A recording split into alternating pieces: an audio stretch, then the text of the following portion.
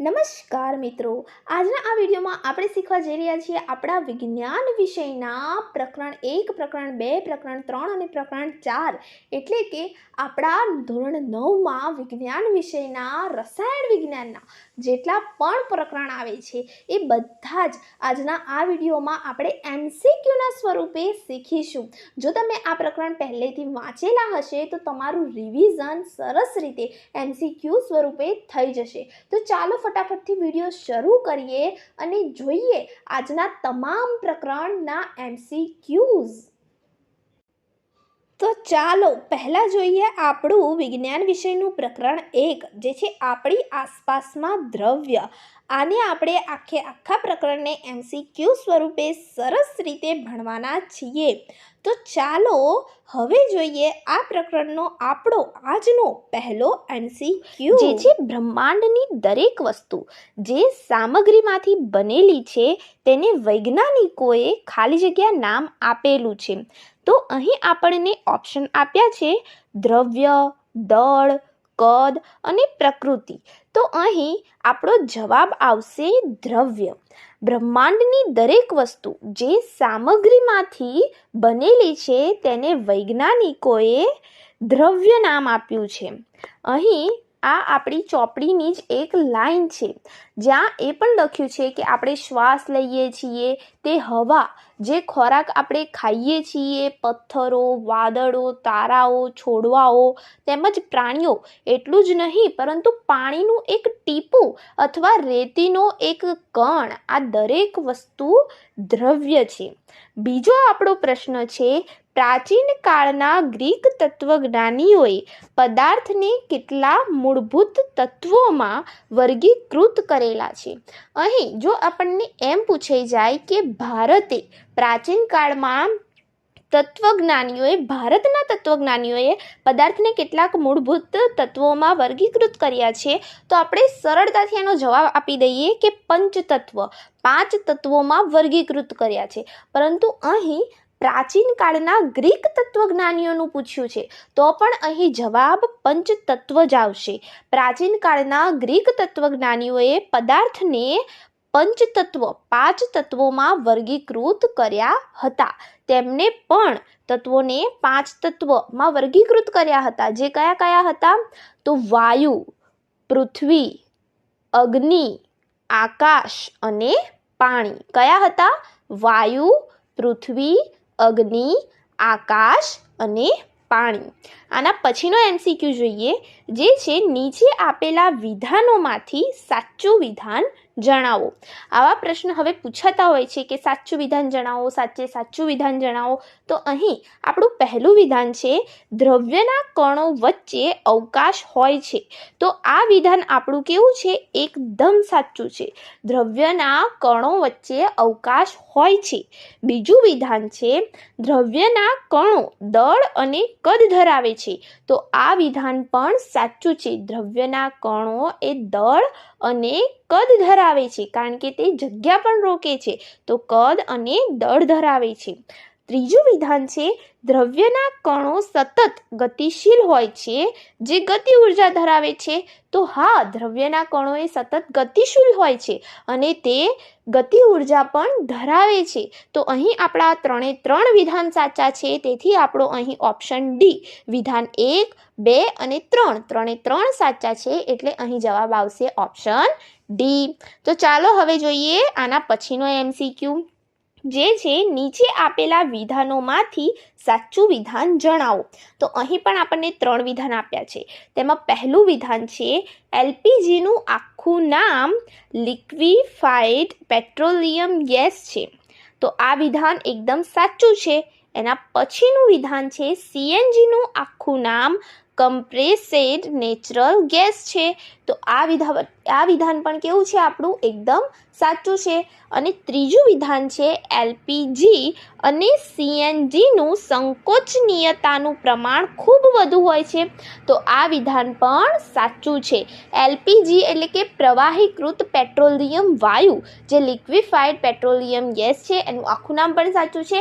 CNG જે compressed natural gas છે, સંકોચિત કુદરતી વાયુ છે, જે ઈંધણ બળતણ તરીકે વાહનોમાં વપરાય છે. તો આ વિધાન પણ એકદમ સાચું છે. અને છેલ્લું કે એલપીજી અને સીએનજીનું સંકોચનીયતાનું પ્રમાણ ખૂબ વધુ હોય છે. તો આપણે જાણીએ છીએ કે આ જે વાયુ છે એને એકદમ નાના સિલિન્ડરમાં બાટલામાં ભરવામાં આવે છે અને ખૂબ જ દબાણપૂર્વક પ્રેશરપૂર્વક ભરવામાં આવે છે. એટલે કહી શકાય કે વાયુનું સંકોચનીયતાનું પ્રમાણ ખૂબ વધુ હોય છે. તો એલપીજી અને સીએનજી પણ વાયુ જ છે, તેમનું સંકોચનીયતાનું પ્રમાણ ઘણું વધારે હશે. તો અહીં વિધાન 1, 2 અને 3 ત્રણે વિધાન સાચા છે. આના પછીનો આપણો એમસીક્યુ છે, દ્રવ્યની અવસ્થાઓમાં કણોની ગતિનો કયો ક્રમ સાચો છે? હવે અહીં આપણે કણોની ગતિનો કયો ક્રમ સાચો છે એ જોવાનું છે. તો પહેલો ઓપ્શન છે ઘન બરાબર પ્રવાહી બરાબર વાયુ. તો આ જે ક્રમ છે એ એકદમ ખોટો છે, કારણ કે અવસ્થા પ્રમાણે કણોની ગતિ બદલાય છે. બીજો ક્રમ જે છે બી, એમાં કહ્યું છે કે ઘનનો જે ગતિનો ક્રમ છે સૌથી વધુ છે, એની સામે ગ્રેટર ધેનની નિશાની છે. તો આ તો ખોટું છે, કારણ કે ઘન અવસ્થામાં જે પદાર્થના અણુઓ છે, કણો છે, એકદમ પાસે ભેગા રહેલા હોય છે. જ્યારે પ્રવાહી અવસ્થામાં એનાથી થોડા છૂટા હોય છે, એટલે ગતિ વધશે. અને એ વાયુ અવસ્થામાં તો ખૂબ જ છૂટા હોય છે, એટલે વાયુ અવસ્થામાં જે ગતિનો ક્રમ હશે, ગતિની અવસ્થા હશે, ગતિ ઉર્જા હશે કણોની, એ સૌથી વધુ હશે. તો અહીં આપણો જે સાચો ક્રમ આવશે એ સી આવશે. જુઓ, અહીં ઘનનો સૌથી ઓછો આપણને આપ્યો છે, લેસ ધેનનું ઘનની બાજુ છે, એના પછી પ્રવાહીનો થોડો વધુ હોય છે અને વાયુનો સૌથી વધુ હોય છે. એટલે અહીં આપણો જવાબ આવશે સી. ઓપ્શન સી આપણો સાચો જવાબ છે. હવે આપણે આગળનો એમસીક્યુ જોઈએ. અહીં આપણને પૂછ્યું છે બરફનું ગલનબિંદુ કયું છે? અહીં આપણને બરફનું ગલનબિંદુ પૂછ્યું છે. પહેલો ઓપ્શન એ છે 273.16 કેલ્વિન. એના પછીનો ઓપ્શન બી છે 0 કેલ્વિન. એના પછી સી છે 374 કેલ્વિન અને ડી છે 200.16 કેલ્વિન. તો અહીં આપણો સાચો જવાબ આવશે 273.16 કેલ્વિન. બરફનું ગલનબિંદુ છે 273.16 કેલ્વિન. અહીંયા 0 કેલ્વિન જવાબ બિલકુલ નહીં આવે. અહીંયા જવાબ આવશે 273.16 કેલ્વિન. હવે આપણે જોઈએ આપણો પ્રશ્ન 7મો, જે છે કોઈ પણ ઘન પદાર્થનું ગલનબિંદુ તેમાં રહેલા કણો વચ્ચેનું શું દર્શાવે છે? કોઈ પણ ઘન પદાર્થ છે એનું ગલનબિંદુ તેમાં રહેલા કણો વચ્ચેનું શું દર્શાવે છે? તો અહીં પહેલો ઓપ્શન છે આકર્ષણ બળની દુર્બળતા. બીજો ઓપ્શન છે આકર્ષણ બળની પ્રબળતા. ત્રીજો છે ગતિ અને ચોથો છે એક પણ નહીં. તો અહીં જવાબ આવશે આકર્ષણ બળની પ્રબળતા, કે આકર્ષણ બળ બે કણો વચ્ચે કેટલું પ્રબળ છે તે તેનું ગલનબિંદુ આપણને દર્શાવે છે. એટલે કોઈ પણ ઘન પદાર્થનું ગલનબિંદુ તેમાં રહેલા કણો વચ્ચેની આકર્ષણ બળની પ્રબળતા દર્શાવે છે. આના પછીનો પ્રશ્ન જોઈએ, જે છે પદાર્થના ગલનબિંદુ જેટલા તાપમાને એક વાતાવરણ દબાણે 1 કિલોગ્રામ ઘન પદાર્થને પ્રવાહી અવસ્થામાં રૂપાંતરિત કરવા માટે જરૂરી ઉષ્મા ઉર્જાને શું કહે છે? હવે આ આપણને બેઠી વ્યાખ્યા આપી છે અને આ વ્યાખ્યા છે ગલનગુપ્ત ઉષ્માની. એટલે અહીં જવાબ આવશે ઓપ્શન સી. પદાર્થના ગલનબિંદુ જેટલા તાપમાને એક વાતાવરણ દબાણે 1 કિલોગ્રામ ઘન પદાર્થને પ્રવાહી અવસ્થામાં રૂપાંતરિત કરવા માટે જરૂરી ઉષ્મા ઉર્જાને તેની ગલનગુપ્ત ઉષ્મા કહે છે. આના પછીનો એમસીક્યુ જોઈએ, જે છે એક નિશ્ચિત તાપમાન સુધી પહોંચીને કણોમાં એટલી ઉર્જા આવી જાય છે કે જેથી તે પરસ્પરના આકર્ષણ બળને તોડીને સ્વતંત્ર થઈ જાય છે. આ અવસ્થા કઈ છે? તો અહીં આપણને થોડો ટ્વિસ્ટ કરીને પ્રશ્ન પૂછ્યો છે, પરંતુ આ પણ ચોપડીની બેઠી લાઈન છે. એક નિશ્ચિત તાપમાન સુધી પહોંચીને કણોમાં એટલી ઉર્જા આવી જાય છે કે જેથી તે પરસ્પરના આકર્ષણ બળને તોડીને સ્વતંત્ર થઈ જાય છે. આ અવસ્થા કઈ છે? તો જ્યારે પણ પરસ્પરના આકર્ષણ બળને તોડીને જે છે પદાર્થ સ્વતંત્ર થઈ જશે, એકદમ ખુલ્લો થઈ જશે, એના કણો વચ્ચેની જગ્યા ખૂબ વધી જશે, તો પદાર્થની કઈ અવસ્થા આવશે? વાયુ અવસ્થા આવશે। આપણે જાણીએ છીએ કે કણો વચ્ચેનું અંતર વાયુ અવસ્થામાં ખૂબ વધારે હોય છે, એટલે કે જ્યારે પરસ્પરનું આકર્ષણ બળ તૂટી જશે અને પદાર્થના કણો એકદમ સ્વતંત્ર થઈ જશે ત્યારે તેનું રૂપાંતર વાયુ અવસ્થામાં થશે। એના પછીનો MCQ જોઈએ, જે છે એક વાતાવરણ દબાણે જે તાપમાને પ્રવાહી ઉકળવા લાગે છે તે તાપમાને પ્રવાહીનું શું કહે છે? તે તાપમાને પ્રવાહીનું શું કહે છે? તો જ્યારે પણ પદાર્થ ઉકળવા લાગશે તો એ શું થશે? એના ઉત્કલન બિંદુએ પહોંચશે। એટલે કે એક વાતાવરણ દબાણે જે તાપમાને પ્રવાહી ઉકળવા લાગે છે તે તાપમાનને પ્રવાહીનું ઉત્કલન બિંદુ કહે છે। ઉકળવા લાગે છે કેટલા દબાણે? એક વાતાવરણ દબાણે, ત્યારે તે પ્રવાહી ઉકળવા લાગશે ત્યારે તે તાપમાનને પ્રવાહીનું ઉત્કલન બિંદુ કહે છે। એના પછીનો MCQ જોઈએ, પાણીનું ઉત્કલન બિંદુ કેટલું છે? તો અહીં જવાબ આવશે 373 કેલ્વિન। પણ અહીં જો આપણને સેલ્સિયસમાં પૂછ્યું હોય તો આપણે લખીશું 100 સેલ્સિયસ। આ પ્રશ્ન ટેટ 2ની એક્ઝામમાં પૂછાઈ ગયો છે કે પાણીનું ઉત્કલન બિંદુ કેટલું છે? તો અહીં જવાબ આવશે 373 કેલ્વિન અને 100 સેલ્સિયસ બંને આવશે। એટલે અહીં આપણને ઓપ્શન આપ્યો જ છે A અને B બંને, એટલે અહીં જવાબ આવશે ઓપ્શન C, A અને B બંને। એટલે કેલ્વિનમાં પૂછે તો 373 કેલ્વિન અને જો સેલ્સિયસમાં પૂછે તો 100 સેલ્સિયસ। 100 સેલ્સિયસને કેલ્વિનમાં કઈ રીતે રૂપાંતરિત કરીશું? તો 100 સેલ્સિયસમાં 273 ઉમેરીશું તો તેનું કેલ્વિનમાં રૂપાંતર થશે। એટલે અહીં જવાબ આવશે 373 કેલ્વિન અને 100 સેલ્સિયસ એમ બંને, એટલે ઓપ્શન C। આના પછીનો MCQ જોઈએ, જે છે એમોનિયમ ક્લોરાઇડ એટલે કે નવસાર। એવું પણ પૂછી શકીએ કે નવસારને ગરમ કરતા શું થાય છે? તો આપણે યાદ રાખવાનું છે એમોનિયમ ક્લોરાઇડનું બીજું નામ છે નવસાર। તો એમોનિયમ ક્લોરાઇડ એટલે કે નવસારને ગરમ કરતા શું થાય છે? તો અહીં આપણને ઓપ્શન આપ્યા છે ઉત્કલન, એના પછી ઓપ્શન આપ્યો છે ઉદ્ધ્વપાતન, એના પછી આપ્યો છે ગલન કે એક પણ નહીં। તો જ્યારે આપણે એમોનિયમ ક્લોરાઇડ એટલે કે નવસારને ગરમ કરીશું ત્યારે તેનું ઉદ્ધ્વપાતન થશે। અહીં આપણને ચોપડીમાં એક પ્રવૃત્તિ પણ આપી છે 1.13, એમાં આપણને કહ્યું જ છે કે જ્યારે એમોનિયમ ક્લોરાઇડને ગરમ કરવામાં આવે છે ત્યારે તેનું રૂપાંતરણ સીધું વાયુમાં થાય છે, એટલે કે એનું પ્રવાહી થતું જ નથી। તો આવી જે ક્રિયા છે એને શું કહેવામાં આવે છે? ઉદ્ધ્વપાતન કહે છે। જ્યારે પણ વાયુ અવસ્થામાં તેમજ ઠંડુ પાડતા ફરીથી પાછા ઘન અવસ્થામાં રૂપાંતરણ થવાની પ્રક્રિયાને એટલે કે વિરુદ્ધ પ્રક્રિયા થાય તો તેને શું કહેવામાં આવે છે? ઉદ્ધ્વપાતન કહેવામાં આવે છે। તો અહીં જવાબ આવશે ઉદ્ધ્વપાતન, એટલે કે ઓપ્શન B। એના પછીનો પ્રશ્ન જોઈએ, જે છે દબાણનો SI એકમ। દબાણનો SI એકમ કયો છે? તો અહીં જવાબ આવશે પાસ્કલ। દબાણનો SI એકમ કયો છે? પાસ્કલ। તો ઓપ્શન D જવાબ આવશે।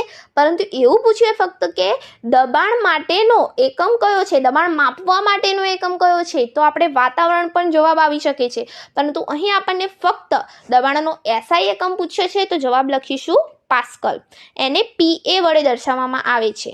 તો અહીં આપણો પ્રશ્ન 14 છે, દરિયાની સપાટી પર વાતાવરણીય દબાણ કેટલું છે? તો અહીં પહેલો ઓપ્શન છે 1 વાતાવરણીય દબાણ, બીજો છે 2 વાતાવરણીય દબાણ, ત્રીજો છે 3 વાતાવરણીય દબાણ, ચોથો છે 4 વાતાવરણીય દબાણ। તો અહીં જવાબ આવશે 1 વાતાવરણીય દબાણ। એટલે કે દરિયાની સપાટી પર વાતાવરણીય દબાણ 1 વાતાવરણીય છે અને તેને સામાન્ય વાતાવરણીય દબાણ કહેવાય છે। એટલે કે દરિયાની સપાટી પર જે વાતાવરણીય દબાણ લાગે છે એને આપણે કેવું દબાણ કહીશું? સામાન્ય વાતાવરણીય દબાણ। આના પછીનો MCQ જોઈએ, જે છે એક એટીએમ। એટીએમનો અર્થ થશે અહીં વાતાવરણ, એટમોસ્ફિયર। તો અહીં આપણને કહ્યું છે કે એક એટીએમ એટમોસ્ફિયર વાતાવરણ બરાબર ખાલી જગ્યા PA એટલે પાસ્કલ। મેં પહેલા જ કહ્યું કે પાસ્કલને આપણે PA વડે દર્શાવી શકીએ। શાનો SI એકમ છે? દબાણનો SI એકમ છે। તો અહીં એક એટીએમ બરાબર ખાલી જગ્યા પાસ્કલ। તો ઓપ્શન પહેલો આપ્યો છે 1.01 ગુણ્યા 10⁵ પાસ્કલ, બીજો આપ્યો છે 1.01 ગુણ્યા 10⁻5 પાસ્કલ, C આપ્યો છે 1.01 ગુણ્યા 10⁹ પાસ્કલ કે D આપ્યો છે 1.01 ગુણ્યા 10⁻10 પાસ્કલ। અહીં આપણો જવાબ આવશે ઓપ્શન A, જે છે 1.01 ગુણ્યા 10⁵ પાસ્કલ. કેટલું થશે? 1 ATM 1 એટમોસ્ફિયર બરાબર 1.01 ગુણ્યા 10⁵ પાસ્કલ. એના પછીનો MCQ જોઈએ, જે છે નીચે આપેલા વિધાનોમાંથી સાચું વિધાન જણાવો. અહીં પણ આપણને બે વિધાન આપ્યા છે. પહેલું વિધાન છે તાપમાન વધારવાથી કે ઘટાડવાથી પદાર્થની અવસ્થામાં ફેરફાર થઈ શકે છે. અને બીજું આપ્યું છે દબાણ વધારવાથી કે ઘટાડવાથી પદાર્થની અવસ્થામાં ફેરફાર થઈ શકે છે. તો અહીં જુઓ, પહેલું જ વિધાન છે કે તાપમાન વધારવાથી કે ઘટાડવાથી પદાર્થની અવસ્થામાં ફેરફાર થઈ શકે છે. તો હા, થઈ શકે છે. આપણે પાણીને ગરમ કરીએ તો વરાળ બને છે, પાણીને ઠંડુ કરીએ તો બરફ બને છે, એટલે પદાર્થની અવસ્થા બદલાય છે. તો પહેલું વિધાન સાચું છે. બીજું વિધાન આપ્યું છે દબાણ વધારવાથી કે ઘટાડવાથી પદાર્થની અવસ્થામાં ફેરફાર થઈ શકે છે. તો હા, થઈ શકે છે. જ્યારે આપણે કોઈ પણ વાયુને ખૂબ જ ઊંચા દબાણે પ્રેસ કરીએ છીએ, દબાવીએ છીએ, ત્યારે એ પ્રવાહી સ્વરૂપમાં રૂપાંતરિત થાય છે. એના અણુઓ નજીક આવે છે. તો દબાણ આપવાથી કે દબાણ વધારવાથી કે ઘટાડવાથી પણ આપણે પદાર્થની અવસ્થામાં ફેરફાર કરી શકીએ છીએ. તો બીજું વિધાન પણ સાચું છે. એટલે 1 અને 2 બંને વિધાન સાચા છે. એટલે અહીં સાચો જવાબ આવશે ઓપ્શન સી. એના પછીનો MCQ છે ઉત્કલન બિંદુથી ઓછા તાપમાને પ્રવાહીનું વાયુ એટલે કે બાષ્પમાં રૂપાંતર થવાની પ્રક્રિયાને શું કહે છે? એટલે કે આપણે જોવાનું છે કે ઉત્કલન બિંદુ છે. આપણે જાણીએ છીએ કે ઉત્કલન બિંદુ પાણીનું કેટલું હતું? હમણાં જ જોયું, 100 સેલ્સિયસ અથવા તો કેલ્વિનમાં કહીએ તો 373 કેલ્વિન. તો એ ઉત્કલન છે એનું બિંદુ છે, એનાથી ઓછા તાપમાને પણ એનું બાષ્પમાં રૂપાંતર થાય છે, વાયુમાં રૂપાંતર થાય છે. તો આ પ્રક્રિયાને આપણે શું કહીશું? અહીંયા જ પ્રશ્નમાં જ જવાબ છે, બાષ્પમાં રૂપાંતર થાય છે. તો એને શું કહીશું? બાષ્પીભવન. એટલે અહીં આપણો સાચો જવાબ આવશે ઓપ્શન બી, બાષ્પીભવન. એના પછીનો આપણે MCQ છે 18મો, બાષ્પીભવનના દર પર અસર કરતા પરિબળ કયા છે? તો કયા એવા પરિબળો છે જે બાષ્પીભવનના દર પર અસર કરે છે? તો પહેલું છે સપાટીનું ક્ષેત્રફળ. તો હા, એ અસર કરે છે. સપાટીનું ક્ષેત્રફળ જેમ જેમ વધે એમ બાષ્પીભવન શું થાય છે? વધે છે. તો અહીં સપાટીનું ક્ષેત્રફળ એ બાષ્પીભવનના દર ઉપર અસર કરે છે. બીજું છે તાપમાન. તો હા, તાપમાનમાં જેટલો વધારો થશે બાષ્પીભવન એટલું વધારે થશે. તો તાપમાન પણ બાષ્પીભવનના દર ઉપર અસર કરે છે. ત્રીજું છે ભેજની માત્રા. તો હા, જેટલો ભેજ છે એ ભેજમાં જેટલો ઘટાડો થશે. અહીં આપણે ક્ષેત્રફળ વધવાથી બાષ્પીભવન વધતું હતું, તાપમાન વધવાથી બાષ્પીભવન વધતું હતું, પરંતુ ભેજમાં ઘટાડો થશે તો બાષ્પીભવનની ક્રિયા વધશે. અને ચોથું છે પવનની ઝડપમાં વધારો.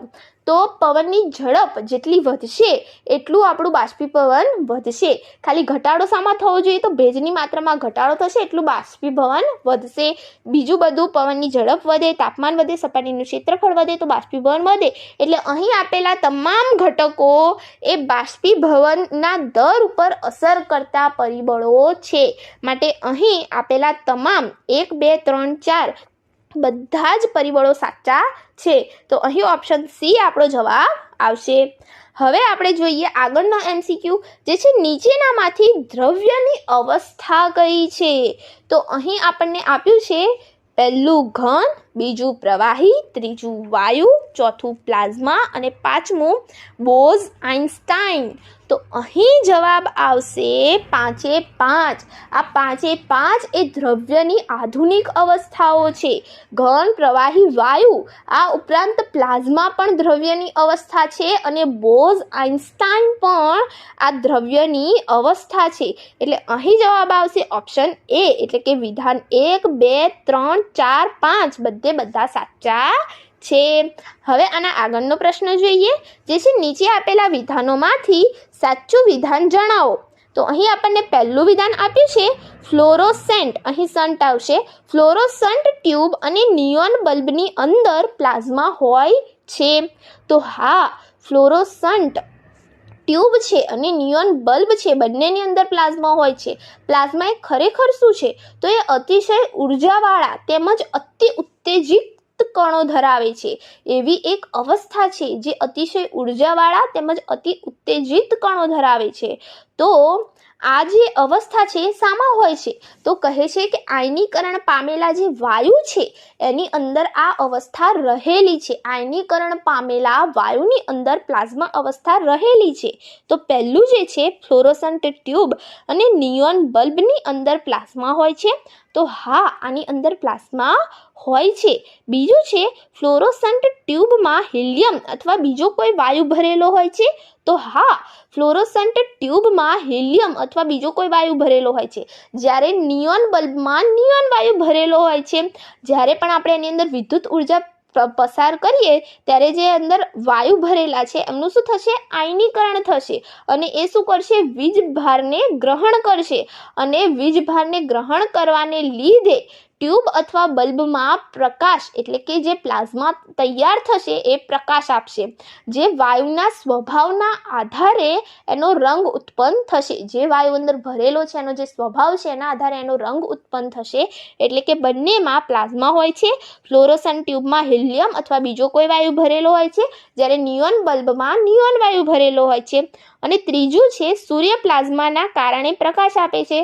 તો હા, સૂર્ય તથા તારાઓ, સૂર્ય પણ એક તારો જ છે, તો સૂર્ય તથા તારાઓ એ છે પ્લાઝમાના કારણે પ્રકાશ આપે છે. એટલે અહીં આપેલા 3 વિધાન સાચા છે. એટલે જવાબ આવશે ઓપ્શન ડી, વિધાન 1, 2 અને 3. આના પછીનો પ્રશ્ન જોઈએ. હવાની સામાન્ય ઘનતાના 1,00,000માં ભાગ જેટલી ઓછી ઘનતા ધરાવતા વાયુને ખૂબ જ નીચા તાપમાને ઠંડો કરવાથી શું તૈયાર થાય છે? તો અહીં પહેલો ઓપ્શન આપ્યો છે પ્લાઝ્મા. તો અહીં પ્લાઝ્મા તો તૈયાર નહીં થાય, કારણ કે આપણે એના માટે શું કરવું પડતું હતું? વાયુનું આયનીકરણ કરવું પડતું હતું. એટલે પ્લાઝ્મા તો નહીં બને. બીજું આપ્યું છે બોઝ આઇન્સ્ટાઇન સંઘટક. તો આપણે આગળ જ જોઈ ગયા કે આ પણ એક શું છે? દ્રવ્યની અવસ્થા છે. તો જે છે બોઝ આઇન્સ્ટાઇન સંઘટક એ અહીં તૈયાર થશે, જેનું ટૂંકું નામ BEC પણ છે. બોઝ આઇન્સ્ટાઇન સંઘટકને BEC પણ કહેવામાં આવે છે. તો અહીં બોઝ આઇન્સ્ટાઇન સંઘટક મળશે. એટલે ઓપ્શન બી આપણો સાચો જવાબ છે. ભારતીય ભૌતિક વિજ્ઞાની સત્યેન્દ્રનાથ બોઝ ઉપરથી એને બોઝ અને આઇન્સ્ટાઇન ઉપરથી આઇન્સ્ટાઇન બંને ભેગા મળીને જે દ્રવ્યની અવસ્થા ઉપર ખૂબ જ કામ કર્યું હતું એના લીધે એને આપણે બોઝ આઇન્સ્ટાઇન સંઘટક કહીએ છીએ. અને હવાની સામાન્ય ઘનતાના 1,00,000માં ભાગ જેટલી ઓછી ઘનતા ધરાવતા વાયુને ખૂબ જ નીચા તાપમાને ઠંડો કરવાથી આપણને આ બોઝ આઇન્સ્ટાઇન સંઘટક મળી રહે છે, જેને BEC ટૂંકમાં BEC પણ કહેવામાં આવે છે. તો નમસ્કાર મિત્રો, પ્રકરણ 1ને શીખ્યા પછી આજે આપણે શીખવા જઈ રહ્યા છીએ આપણા ધોરણ 9નું બીજું પ્રકરણ, જે છે આપણી આસપાસના દ્રવ્યો શુદ્ધ છે. તો આના આપણે અગત્યના MCQ જોવા જઈ રહ્યા છીએ. અને આજના આ વિડીયોની ખાસિયત એ છે કે જે પણ અભ્યાસક્રમમાં જે પણ મુદ્દાઓને આવરવામાં આવવાના નથી, એટલે કે 2022-23ના નવા અભ્યાસક્રમ મુજબ જે કોઈ પણ મુદ્દાઓને આપણે ભણવાના નથી, ભણાવવાના નથી, તો એ મુદ્દાઓને આપણી ટાટની એક્ઝામ માટે અગત્યતા આપવામાં આવી નથી. તો એવા મુદ્દાઓ આ વિડીયોમાં હશે પણ નહીં. તો ચાલો ફટાફટથી શરૂઆત કરીએ આપણા આ વિડીયોની અને જોઈએ આપણો આજનો પહેલો MCQ, જે છે વૈજ્ઞાનિક કોઈ દ્રવ્યને શુદ્ધ કહે ત્યારે તેનો અર્થ એવો થાય કે તે દ્રવ્યમાં રહેલા દરેક કણોના રાસાયણિક ગુણધર્મો ખાલી જગ્યા છે. તો અહીં જવાબ આવશે સમાન. વૈજ્ઞાનિકો જ્યારે પણ કોઈ દ્રવ્યને શુદ્ધ કહે છે ત્યારે તેના દ્રવ્યના અંદર રહેલા દરેક કણોના રાસાયણિક ગુણધર્મો સમાન છે. એટલે કે એક શુદ્ધ પદાર્થ એક જ પ્રકારના કણોનો બનેલો હોય છે તેવું વૈજ્ઞાનિકોનું કહેવું છે. હવે એના પછીનો આપણો બીજો MCQ છે મિશ્રણના પ્રકાર કયા છે? તો અહીં મિશ્રણના 2 પ્રકાર છે, સમાંગ મિશ્રણ અને વિષમાંગ મિશ્રણ. બંને મિશ્રણના જ પ્રકાર છે. એટલે અહીં જવાબ આવશે ઓપ્શન C, A અને B બંને. આના પછીનો MCQ છે ખાંડનું દ્રાવણ કેવા પ્રકારનું મિશ્રણ છે? તો અહીં ઉત્તર આવશે સમાંગ મિશ્રણ. ખાંડને જ્યારે આપણે પાણીની અંદર ઓગાળીશું તો આપણે તેને ખાંડનું દ્રાવણ બન્યું એવું કહીશું, જેમાં ખાંડ દ્રાવ્ય છે જ્યારે પાણી એ દ્રાવક છે. તો આ જે મિશ્રણ બનશે એ સમાંગ મિશ્રણ બનશે, કારણ કે તેમાં આપણને ખાંડના કણો દેખાતા નથી, એટલા અતિ સૂક્ષ્મ હોય છે.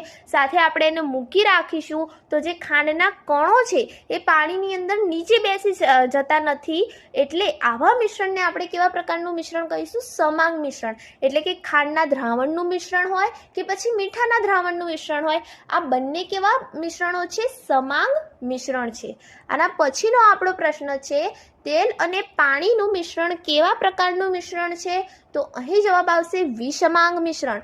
આપણે સમાંગ મિશ્રણમાં જોયું, જે ખાંડ અને મીઠાનું પાણીનું મિશ્રણ હતું એની અંદર આપણને કણો દેખાતા ન હતા. જ્યારે આપણે કહીએ છીએ કે તેલ અને પાણીને આપણે મિશ્ર કરીશું તો એમાં તેલ એ પાણીની ઉપર તરવા માંડે છે. એટલે એ કેવા પ્રકારનું મિશ્રણ છે? વિષમાંગ મિશ્રણ. ભલે તમે એને ગમે એટલું મિક્સ કરવાની કોશિશ કરશો તો પણ તેલના જે ટીપા છે એ પાણીની અંદર મિક્સ થશે નહીં. તો આવા પ્રકારનું મિશ્રણ કેવા પ્રકારનું મિશ્રણ છે? વિષમાંગ મિશ્રણ છે. હવે એના પછીનો MCQ જોઈએ. 2 કે તેથી વધારે પદાર્થોના સમાંગ મિશ્રણને શું કહે છે?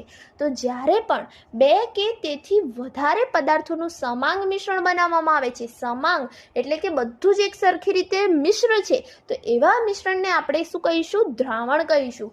2 કે તેથી વધારે પદાર્થોના સમાંગ મિશ્રણને શું કહીશું? આપણે દ્રાવણ કહીશું. અહીં ઉત્તર આવશે દ્રાવણ. એના પછીનો પ્રશ્ન જોઈએ. પિત્તળ એ કઈ ધાતુઓની મિશ્ર ધાતુ છે? તો અહીં જસત અને તાંબાની મિશ્ર ધાતુ એ પિત્તળ છે. અહીં તાંબુ અને ચાંદી નહીં આવે, જસત અને લોખંડ નહીં આવે, લોખંડ અને તાંબુ નહીં આવે. પિત્તળ એ જસત અને તાંબાની મિશ્ર ધાતુ છે.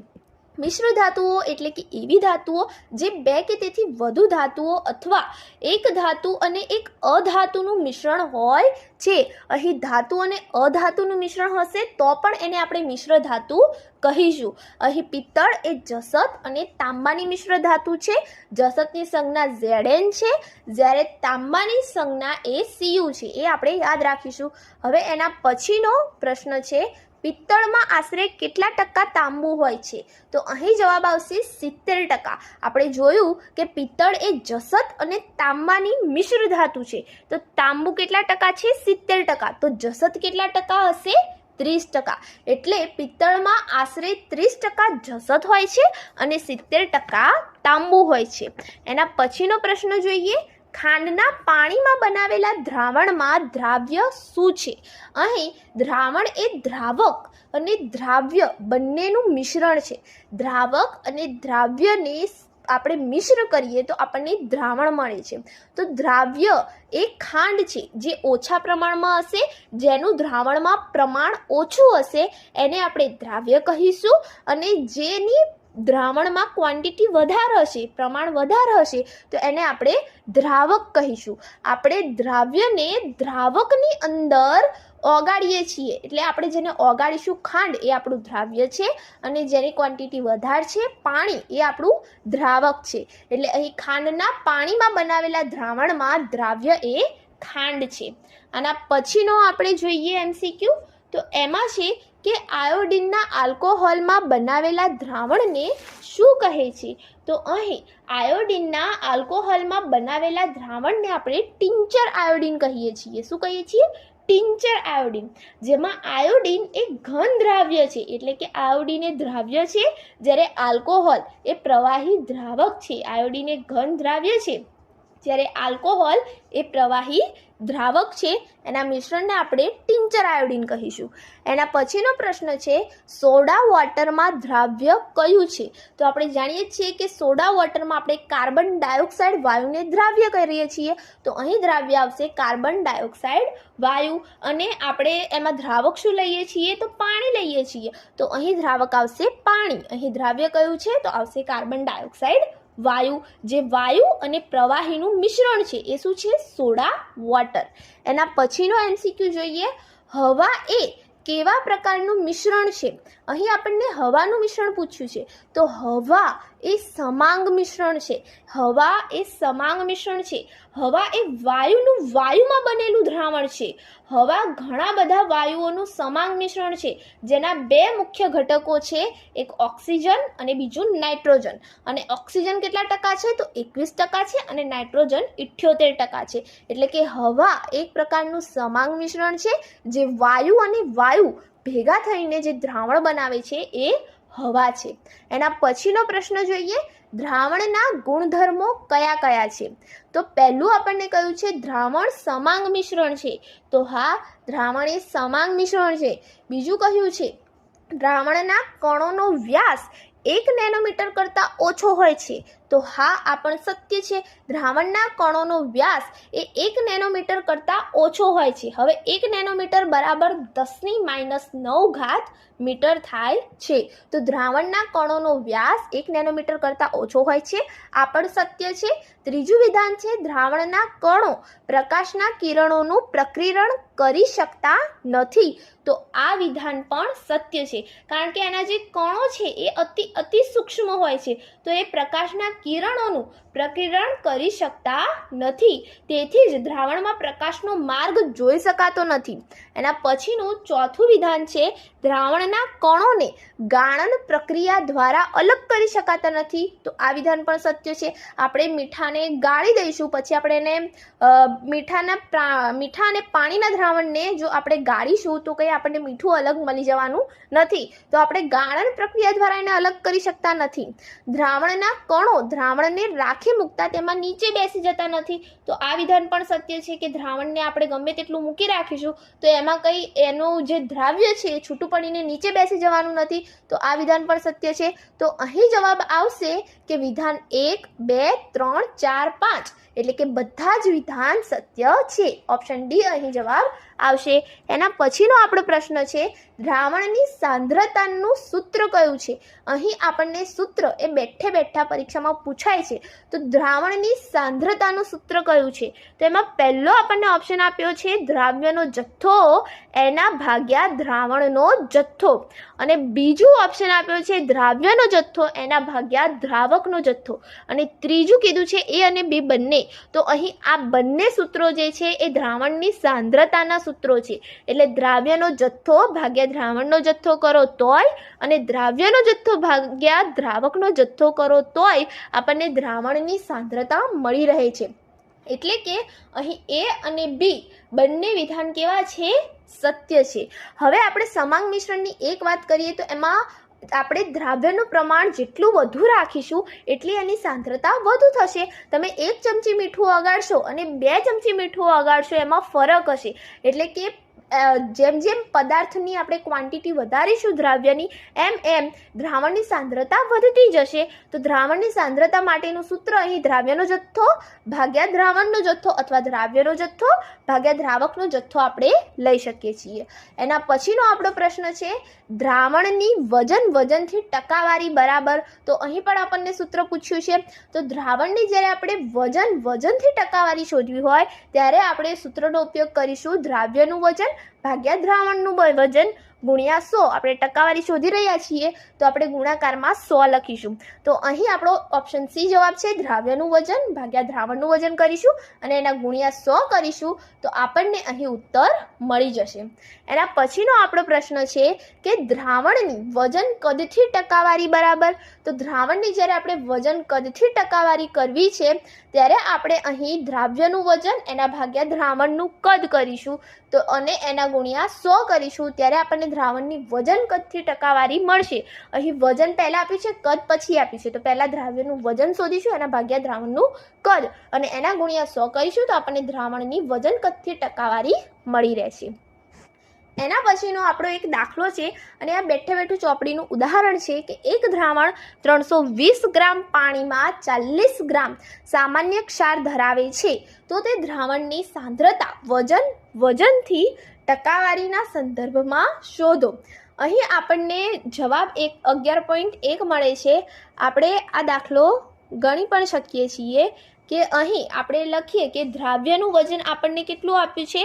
દ્રાવ્ય અહીં મીઠું છે. મીઠાનું આપણને કહ્યું છે કે ક્ષાર ધરાવે છે. તો ધારી લઈએ સામાન્ય ક્ષાર આપણે મીઠું, તો એનું આપણને વજન 40 ગ્રામ આપ્યું છે. અને બીજું આપણને દ્રાવકનું વજન કયું છે, તો આપણે ધારી લઈએ કે પાણીને આપણે મીઠામાં ઓગાળ્યું છે, તો એનું વજન આપણને 320 ગ્રામ આપ્યું છે. તો હવે દ્રાવણનું જે છે વજન એ આપણે શોધીશું, તો આપણા સૂત્ર પ્રમાણે અહીં મૂકી શકીશું. એટલે આપણે અહીં 40 + 320 કરીશું, તો આપણને અહીં જવાબ 360 ગ્રામ મળશે. એટલે અહીં જવાબ આપણને 360 ગ્રામ મળી જાય. એના પછી આપણે અહીં આપણું ડાયરેક્ટ જે સૂત્ર આપણે પહેલાં શીખ્યા હતા એ આપણે અહીં મૂકી દઈશું, જે છે દ્રાવ્યનું વજન એના ભાગ્યા દ્રાવણનું વજન ગુણ્યા 100. અહીં દ્રાવ્યનું વજન કેટલું છે 40 આપણને આપ્યું જ છે, એના ભાગ્યા આપણે દ્રાવણનું વજન કરીશું જે છે 360 અને એના ગુણ્યા 100 કરીશું, તો આપણને ટકામાં જવાબ મળી જશે, જે આપણને મળે છે 11.1% એવો આપણને અહીં જવાબ મળી જશે. તો આ આપણો જવાબ આપણને આ રીતે સૂત્ર મૂકવાથી મળી જ જાય છે. તો હવે આપણે આના આગળનો MCQ જોઈએ, જે છે નિલંબનના ગુણધર્મો કયા કયા છે. અહીં આપણને નિલંબનના ગુણધર્મો પૂછ્યા છે. તેમાં પહેલું કયું છે, નિલંબન સમાંગ મિશ્રણ છે. નિલંબન સમાંગ મિશ્રણ છે. બીજું કયું છે, નિલંબિત કણો નરી આંખે જોઈ શકાય છે. હવે અહીં જે આપણને પહેલું વિધાન કહ્યું છે ને કે નિલંબન સમાંગ મિશ્રણ છે, એ વિધાન તદ્દન ખોટું છે. કારણ કે નિલંબન એ અસમાંગ મિશ્રણ છે, એટલે કે એના જે વિષમાંગ મિશ્રણ છે, એટલે કે એના જે તત્વો છે એકબીજામાં ભળી જતા નથી. એ સમાંગ મિશ્રણ નથી, એ વિષમાંગ મિશ્રણ છે. અને બીજું વિધાન છે નિલંબિત કણો નરી આંખે જોઈ શકાય છે. તો હા, આ વિધાન સાચું છે, કારણ કે નિલંબિત કણો સાઇઝમાં થોડા મોટા હોય છે. આનું ઉદાહરણ આપણે લઈએ તો ચોકનો ભૂક્કો આપણે પાણીમાં ઓગાળીએ તો એ એક પ્રકારનું નિલંબિત મિશ્રણ છે. એમાં તમે નિલંબિત કણોને સ્પષ્ટ રૂપે નરી આંખે જોઈ શકશો. એના પછીનું આપણને ત્રીજું વિધાન આપ્યું છે, નિલંબિત કણો તેમાંથી પસાર થતા પ્રકાશના કિરણોનું પ્રકીર્ણ કરે છે. તો આ વિધાન પણ સત્ય છે, કારણ કે નિલંબિત કણો એટલા બધા મોટી સાઇઝમાં હોય છે તો એ પ્રકાશના કિરણોનું પ્રકીર્ણ કરી જ શકવાના છે. તો નિલંબિત કણો એ છે તેમાંથી પસાર થતા પ્રકાશના કિરણોનું પ્રકીર્ણ કરે છે અને તેનો માર્ગ પણ આપણે જોઈ શકીએ છીએ. એના પછીનું ચોથું વિધાન છે, નિલંબિત કણોના દ્રાવણને મૂકી રાખતા તેના કણો પાત્રમાં તળિયે નીચે બેસી જાય છે. તો આ વિધાન પણ સત્ય છે, કારણ કે આપણે જોઈએ કે ચોકને આપણે પાણીમાં ઓગાળીએ તો પછી થોડો સમય મૂકી રાખીએ તો ચોક એ નીચે તળિયે બેસી જશે. પણ આમાં એક કન્ડિશન છે કે જ્યારે આપણે નિલંબિત દ્રાવણને મૂકી રાખીશું અને જ્યારે નિલંબિત કણોના મિશ્રણમાંથી એના જે કણો છે એ તળિયે બેસી જશે ત્યારે પ્રકાશના કિરણોનું પ્રકીર્ણ કરશે? ના, નહીં કરે. તો દ્રાવણમાં પ્રકાશના કિરણોનું પ્રકીર્ણ આ સમયે નહીં થાય અને ત્યારે નિલંબિત કણો જે છે પ્રકાશના કિરણોનું પ્રકીર્ણ કરવામાં અસમર્થ રહે છે જ્યારે તળિયે બેસી જાય છે ત્યારે. તો અહીં આપણા 2, 3 અને 4 વિધાન સાચા છે, એટલે અહીં ઓપ્શન ડી જવાબ આવશે, વિધાન 2, 3 અને 4. એના પછીનો આપણો 18મો MCQ છે, ચોકનું પાણીમાં મિશ્રણ એ કેવા પ્રકારની પ્રણાલી છે. તો આપણે આગળ જ જોઈ ગયા કે નિલંબન પ્રકારની પ્રણાલી છે, એટલે અહીં ઓપ્શન એ જવાબ આવશે, નિલંબન.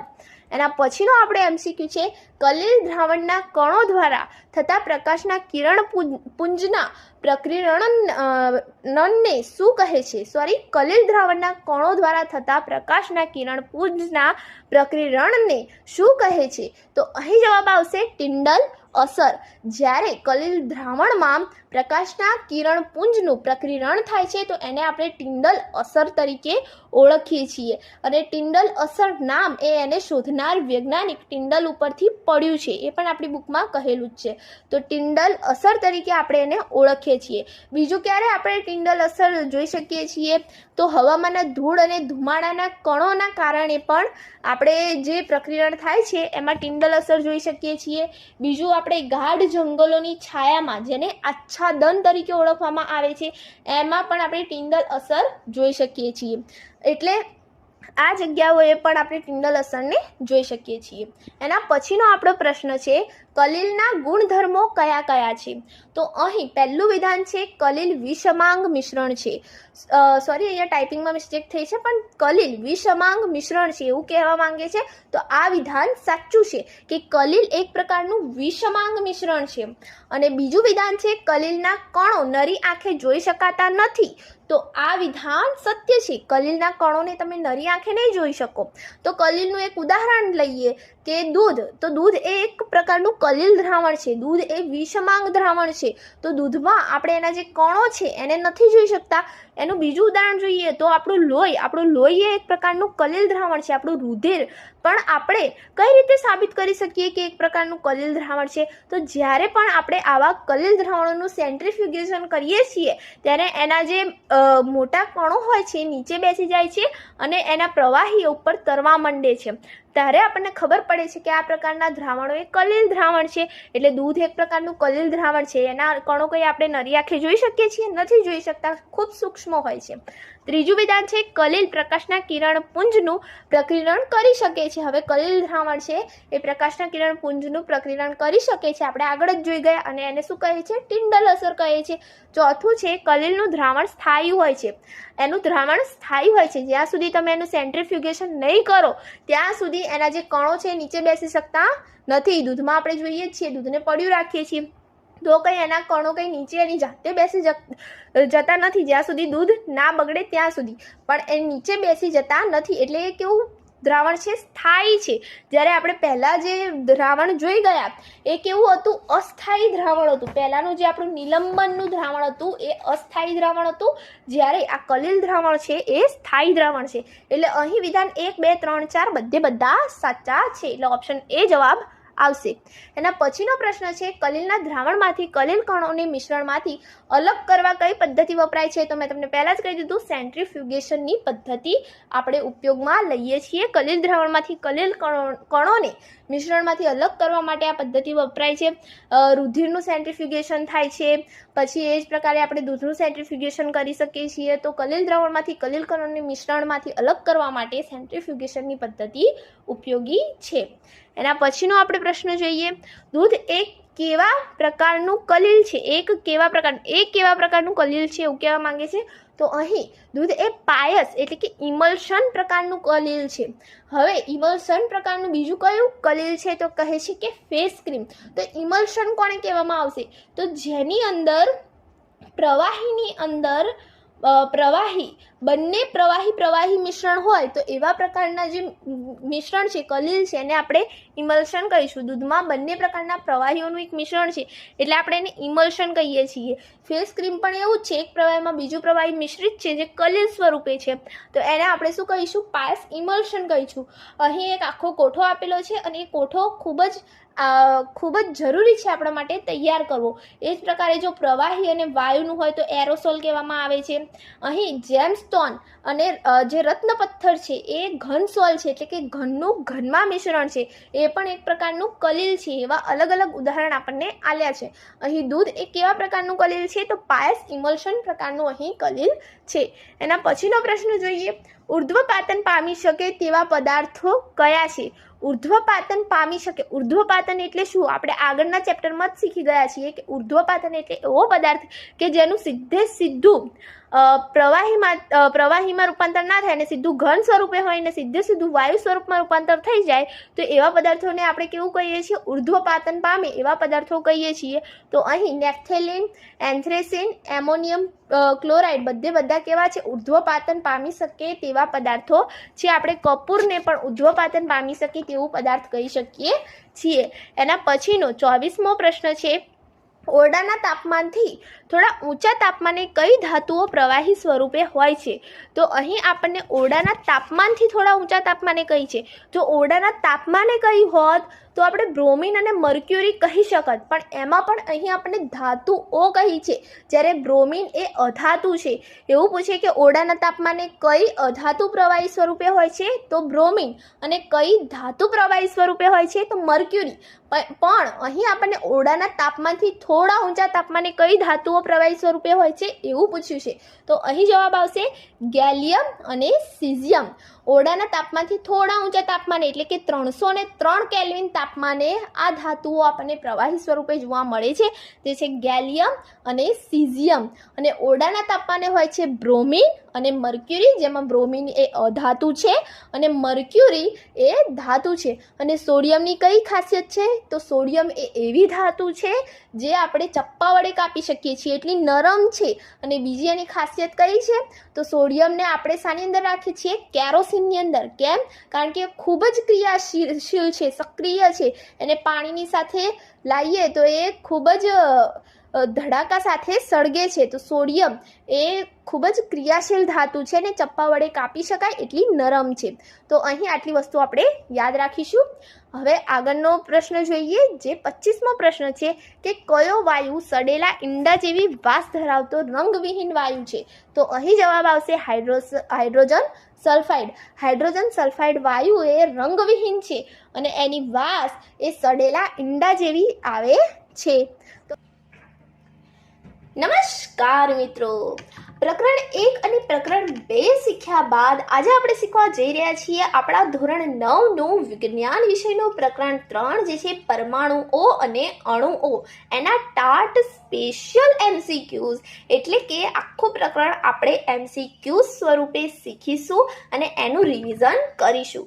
તો ચાલો ફટાફટથી આજનો આ વિડીયો શરૂ કરીએ અને જોઈએ આજનો આપણો પહેલો MCQ, જે છે પરમાણુનો અર્થ શું થાય છે. મહર્ષિ કર્ણાદે એવી ધારણા કરી કે જો આપણે દ્રવ્યનું વિભાજન કરતા જઈએ તો આપણે વધુ ને વધુ નાના કણો પ્રાપ્ત કરતા જઈશું અને અંતે એવો સમય આવશે કે આપણે એવા સૌથી નાના કણ સુધી પહોંચી જઈશું કે જેનું વધુ વિભાજન શક્ય નહીં બને. અને તેમને આ કણને પરમાણુ એવું નામ આપ્યું. એટલે કે પરમાણુનું હવે આગળ વધુ વિભાજન શક્ય નથી, માટે એ કેવો કણ છે? અવિભાજ્ય કણ છે. અહીં જવાબ આવશે અવિભાજ્ય. પરમાણુનો અર્થ થાય છે અવિભાજ્ય, એનું વધુ વિભાજન શક્ય નથી. આના પછીનો આજનો આપણો બીજો MCQ છે રાસાયણિક સંયોગીકરણના 2 મહત્વના નિયમોની રજૂઆત કોના દ્વારા થઈ છે? તો અહીં જવાબ આવશે એન્ટોની એલ લેવોઈઝર. એન્ટોની એલ લેવોઈઝરે રાસાયણિક સંયોગીકરણના 2 મહત્વના નિયમોની રજૂઆત કરી છે. અને આ 2 નિયમ છે દળ સંચયનો નિયમ પહેલો, જેને આપણે દ્રવ્ય સંચયનો નિયમ પણ કહીએ છીએ, અને બીજો છે નિશ્ચિત પ્રમાણનો નિયમ. આમ રાસાયણિક સંયોગીકરણના 2 મહત્વના નિયમો એન્ટોની એલ લેવોઈઝરે આપ્યા છે. આના પછીનો આપણો ત્રીજો પ્રશ્ન છે કે નીચેનામાંથી કયું વિધાન સાચું છે તે કહેવાનું છે આપણે. પહેલું છે દ્રવ્ય સંચયનો નિયમ સૂચવે છે કે કોઈ પણ રાસાયણિક પ્રક્રિયામાં દ્રવ્યનું સર્જન કે વિનાશ થતો નથી. જે દ્રવ્ય સંચયનો નિયમ છે જે એન્ટોની એલ લેવોઈઝરે આપ્યો છે, એ સૂચવે છે કે દ્રવ્ય સંચયનો નિયમ સૂચવે છે કે કોઈ પણ રાસાયણિક પ્રક્રિયામાં દ્રવ્યનું સર્જન કે વિનાશ થતો નથી. સાચું વિધાન છે. બીજું આપણું વિધાન છે રાસાયણિક પદાર્થોમાં તત્વો હંમેશા દળથી નિશ્ચિત પ્રમાણમાં હાજર રહેલા હોય છે. તો આ પણ સાચું છે. અને આ રજૂઆત કોણે કરી હતી? તો આ નિયમની જે રજૂઆત છે આ પ્રમાણે પ્રાઉસ્ટે કરી હતી. પ્રાઉસ્ટ નામના વૈજ્ઞાનિકે કહ્યું હતું કે રાસાયણિક પદાર્થોમાં તત્વો હંમેશા દળથી નિશ્ચિત પ્રમાણમાં હાજર રહેલા હોય છે. એટલે આપેલા બંને વિધાન સાચા છે. અહીં 1 અને 2 બંને. આના પછીનો આપણો ચોથો MCQ છે પાણી જેવા સંયોજનમાં હાઇડ્રોજન અને ઓક્સિજનનો દળથી ગુણોત્તર હંમેશા કેટલો થાય છે? તો અહીં જે જવાબ આવશે એ 1:8 આવશે, જે નિશ્ચિત પ્રમાણના નિયમ અનુસાર છે. એટલે હંમેશા પાણીમાં હાઇડ્રોજન અને ઓક્સિજનનો ગુણોત્તર હંમેશા 1:8 થશે. અહીં એ જ પ્રમાણે એમોનિયાની અંદર નાઇટ્રોજન અને હાઇડ્રોજનનો દળથી ગુણોત્તર હંમેશા 14:3 થશે. અને કાર્બન ડાયોક્સાઇડની અંદર કાર્બન વાયુ અને ઓક્સિજન વાયુનો દળથી ગુણોત્તર હંમેશા 3:8 થશે, જે નિશ્ચિત પ્રમાણના નિયમને અનુસરે છે. આ જ પ્રમાણે આમના દળથી ગુણોત્તર હશે. આના પછીનો આપણો MCQ છે કે નીચેનામાંથી કઈ ડાલ્ટનની અભિધારણા નથી. આપણે જાણીએ છીએ કે ડાલ્ટન નામના વૈજ્ઞાનિકે આપણને પરમાણુય સિદ્ધાંતના આધારે 6 અભિધારણાઓ આપી છે. એમાં આપણને અહીં કેટલીક અભિધારણાઓ આપેલી છે. પહેલું છે આપેલ સંયોજનમાં પરમાણુઓની સાપેક્ષ સંખ્યા અને પ્રકાર નિશ્ચિત હોય છે, તો આ ડાલ્ટનની એક અભિધારણા છે. બીજું છે પરમાણુઓ નાની પૂર્ણાંક સંખ્યાના યોગ્ય ગુણોત્તરથી જોડાઈને સંયોજન બનાવે છે, તો આ પણ વિધાન સત્ય છે, ડાલ્ટને આપેલી અભિધારણા છે. અને ત્રીજું છે કે જુદા જુદા તત્વોના પરમાણુઓના દળ અને રાસાયણિક ગુણધર્મો જુદા જુદા હોય છે, તો આ પણ સત્ય છે અને ડાલ્ટને આપેલી અભિધારણા છે. તો અહીં આપેલ તમામ વિધાન સાચા છે, કોઈ પણ અભિધારણા ખોટી નથી, બધી અભિધારણા સાચી છે. આના પછીનો આપણો પ્રશ્ન 6 છે કે તત્વોની સંજ્ઞાઓનો વિશિષ્ટ રીતે ઉપયોગ કરનાર પ્રથમ વૈજ્ઞાનિક કોણ હતા? તો અહીં જવાબ આવશે ડાલ્ટન. તત્વોની સંજ્ઞાઓનો વિશિષ્ટ રીતે ઉપયોગ કરનાર પ્રથમ વૈજ્ઞાનિક ડાલ્ટન હતા. અહીં આપણો 7મો MCQ છે કે નીચેનામાંથી સલ્ફર તત્વની સંજ્ઞા કઈ છે? હવે આ જે સંજ્ઞાઓ વિશિષ્ટ રીતે આપેલી છે બધી ડાલ્ટને આપેલી છે. એમાં પહેલી જે છે એ નંબરની સંજ્ઞા એ સલ્ફરની છે, બીજી જે છે એ મર્ક્યુરીની છે, સીમાં જે આપણને સંજ્ઞા આપી છે ફોસ્ફરસની છે અને ડીમાં આપી છે હાઇડ્રોજનની છે. આને આપણે જોઈએ તો અહીં દર્શાવેલ બધી સંજ્ઞાઓ ડાલ્ટને આપેલી છે. ડાલ્ટન દ્વારા દર્શાવેલ આ કેટલાક તત્વોની સંજ્ઞાઓ છે. એમાં હાઇડ્રોજનની સંજ્ઞા, કાર્બનની સંજ્ઞા, ઓક્સિજનની, ફોસ્ફરસની, સલ્ફરની, લોખંડની, કોપર, લેડ એટલે કે સીસાની, સિલ્વર એટલે કે ચાંદીની, ગોલ્ડ એટલે કે સોનાની, પ્લેટિનમની અને મર્ક્યુરી એટલે પારો, આ બધાની સંજ્ઞાઓ કંઈક ડાલ્ટને આ પ્રકારે આપેલી છે. આના પછીનો આપણો MCQ છે કે નીચેના વિધાનોમાંથી સાચા વિધાનો જણાવો. એમાં પહેલું વિધાન છે કે કોપરનું નામ સાયપ્રસ પરથી પડ્યું હતું. હવે અહીં કેટલાક તત્વોના નામકરણની વિધિ આપણને આપી છે અને એની અંદર જે કોપર છે એ જે જગ્યાએથી મળ્યું છે એ જગ્યા ઉપરથી એનું નામ પડ્યું છે અને એ જગ્યા હતી સાયપ્રસ, એટલે અહીં કોપરનું નામ એ સાયપ્રસ પરથી પડ્યું છે, એ વિધાન સત્ય છે. બીજું છે કે સોનાનું નામ તેના રંગ પરથી રાખવામાં આવ્યું હતું, તો આ પણ વિધાન સત્ય છે કે સોનાનો અર્થ થાય છે પીળું અને પીળા રંગ ઉપરથી એનું નામ સોનું એ રાખવામાં આવ્યું છે. તો અહીં આપેલ 2 વિધાન સત્ય છે, એટલે 1 અને 2 બંને વિધાન અહીં સત્ય છે. આના પછીનો આપણો 9મો પ્રશ્ન છે કે IUPAC નું અહીં સાચા વિધાન આપણે જણાવવાના છે કે નીચેના વિધાનોમાંથી સાચા વિધાનો જણાવો. એમાં પહેલું વિધાન છે કે IUPAC નું આખું નામ international union of pure and applied chemistry છે, તો આ વિધાન સત્ય છે. તો IUPAC એ શું છે? International union of pure and applied chemistry શું છે? તો એ તત્વોના નામોને મંજૂરી આપે છે, એ માટેનો વિભાગ છે જે તત્વોના નામોને મંજૂરી આપે છે. બીજું છે કે લોખંડની સંજ્ઞા Fe તેના લેટિન નામ ફેરમ પરથી રાખેલ છે, તો અહીં તત્વોને આપણે ટૂંકમાં દર્શાવવા માટે કેટલીક સંજ્ઞાઓ આપેલી છે, જેમાં લોખંડની સંજ્ઞા એ Fe છે અને એ એના લેટિન નામ ફેરમ ઉપરથી રાખેલ છે. આપણે એક વસ્તુ યાદ રાખીશું કે જ્યારે આપણે તત્વની સંજ્ઞાઓ લખીએ છીએ ત્યારે હંમેશા એનો પહેલો અક્ષર એ કેપિટલ લેટરમાં હશે. અહીં પણ તમે જોઈ શકો છો કે Feમાં F એ કેપિટલમાં છે, જ્યારે બીજો અક્ષર હંમેશા સ્મોલ લેટરમાં હોય છે. અહીં Feમાં E એ સ્મોલ લેટરમાં છે અને Fe સંજ્ઞા લોખંડની છે જે એના લેટિન નામ ફેરમ પરથી રાખેલ છે. બીજું વિધાન પણ સત્ય છે. ત્રીજું વિધાન છે કે સોડિયમની સંજ્ઞા Na તેના લેટિન નામ નેટ્રિયમ પરથી રાખેલ છે, તો આ વિધાન પણ સત્ય છે. અને ચોથું છે કે પોટેશિયમની સંજ્ઞા K તેના લેટિન નામ કેલ્શિયમ પરથી રાખેલ છે, તો આ વિધાન પણ સત્ય છે. એટલે આપેલમાંથી 1, 2, 3, 4 બધા વિધાન સત્ય છે. આના પછી આપણે જોઈએ કે જો આપણને સંજ્ઞાઓ આપેલી છે કે એલ્યુમિનિયમની Al, આર્ગનની Ar, બેરિયમની Ba, આ પ્રમાણે કેટલાક તત્વો અને એમની સંજ્ઞાઓ અહીં આપણને આપેલી છે.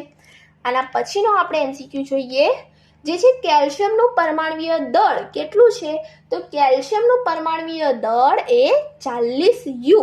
અહીં U નો અર્થ થાય છે યુનિફાઈડ. યુનિફાઈડ એટલે કે એકીકૃત. યુનિફાઈડ યુનો અર્થ થશે જે દળના એકમ તરીકે આપણે અહીં દર્શાવીએ છીએ, પરમાણ્વીય દળના એકમ તરીકે આપણે યુનિફાઈડને દર્શાવીએ છીએ. એની પહેલાં AMU વપરાતું હતું, પણ હાલ IUPACની જે IUPAC આપણે આગળ જોયું international union of pure and applied chemistry, એની ભલામણથી હવે યુનિફાઈડ એ પરમાણ્વીય દળના એકમ તરીકે આપણે વાપરીએ છીએ. તો કેલ્શિયમનું પરમાણ્વીય દળ એ 40 યુનિફાઈડ 40 U છે. અહીં કેટલાક તત્વો અને એમના પરમાણ્વીય દળ આપણને આપ્યા છે. હાઇડ્રોજનનું 1, કાર્બનનું 12, નાઇટ્રોજનનું 14, ઓક્સિજનનું 16, સોડિયમનું 23, મેગ્નેશિયમનું 24, સલ્ફરનું 32, ક્લોરીનનું 35.5 અને કેલ્શિયમનું 40 છે. આ પરમાણ્વીય દળ જે છે તત્વના એ આપણે યાદ રાખવા પડશે, કારણ કે આની ઉપરથી આપણે દાખલા ગણવાના હોય છે, એ આપણે આગળ જોઈશું. આના પછીનો આપણે MCQ છે કે સાચા વિધાન જણાવો. એક જ તત્વના પરમાણુઓ અથવા જુદા જુદા તત્વોના પરમાણુઓ પરસ્પર સંયોજાઈને અણુ બનાવે છે, તો આ વિધાન સત્ય છે. એક જ તત્વના પરમાણુઓ અથવા જુદા જુદા તત્વોના પરમાણુઓ પરસ્પર સંયોજાઈને અણુ બનાવે છે, વિધાન સત્ય છે. એના પછીનું બીજું વિધાન છે કે સામાન્ય રીતે અણુ 2 અથવા વધારે પરમાણુઓનો સમૂહ છે, તો આ વિધાન પણ સત્ય છે. એટલે 1 અને 2 બંને વિધાન સત્ય છે. અહીં આપણે પરમાણ્વીયતા વિશે વાત કરીએ તો કોઈ પણ અણુના બંધારણમાં રહેલા પરમાણુઓની સંખ્યાને તે અણુની પરમાણ્વીયતા કહે છે, જેના વિશે આપણે આગળ વાત કરીએ. હવે આના પછીનો 12મો MCQ છે કે કાર્બન ડાયોક્સાઇડ એ કયા 2 વાયુઓનું મિશ્રણ છે. તો આપણે આગળ એક કોઠામાં જોઈ ગયા કે કાર્બન ડાયોક્સાઇડનો દળથી ગુણોત્તર 3:8 થાય છે, અને એ કયા 2 સંયોજનનું મિશ્રણ છે. તો કાર્બન અને ઓક્સિજનનું મિશ્રણ છે. એટલે જવાબ આવશે D, કાર્બન અને ઓક્સિજન. આના પછીનો આપણો 13મો પ્રશ્ન છે કે સાચા વિધાન જણાવો. એમાં પહેલું છે ધાતુ અને અધાતુ યુક્ત સંયોજનો વીજભારિત ઘટકોના બનેલા હોય છે. તો હા, ધાતુ અને અધાતુ યુક્ત સંયોજનો વીજભારિત ઘટકોના બનેલા હોય છે, જેમને આયનો કહે છે. એટલે પહેલું બીજું બંને વિધાન સત્ય છે. ત્રીજું છે ધન વીજભારિત આયનને કેટાયન કહેવાય છે, તો આ વિધાન પણ સત્ય છે. અને ઋણ વીજભારિત આયનને એનાયન કહેવાય છે, તો આ વિધાન પણ સત્ય છે. આપણે એક ઉદાહરણ લઈએ તો સોડિયમ ક્લોરાઇડ, તો NaCl માં Na+ એટલે કે એ કેવો આયન થશે? તો ધન વીજભારિત આયન થશે. અને Cl- એવી રીતે લખાય છે, એટલે ઋણ વીજભારિત આયન થશે. ધન વીજભારિત આયનને કેટાયન કહીશું અને ઋણ વીજભારિત આયનને એનાયન કહીશું. આના પછીનો આપણો MCQ છે કે અહીં બધા વિધાન સત્ય આવશે. 1, 2, 3, 4. આના પછીનો MCQ છે કે કોઈ પણ તત્વની સંયોજવાની શક્તિ અથવા ક્ષમતાને તે તત્વની શું કહેવાય છે?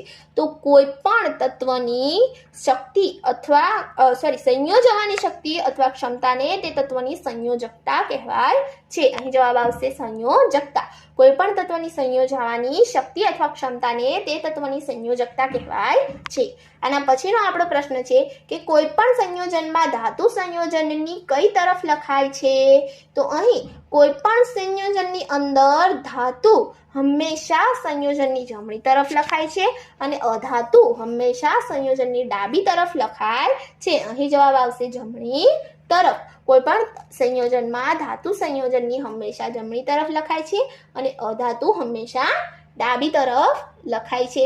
જેવી રીતે કે કેલ્શિયમ ઓક્સાઇડ, એમાં ધાતુ હંમેશા જમણી તરફ હશે અને અધાતુ હંમેશા ડાબી તરફ હશે.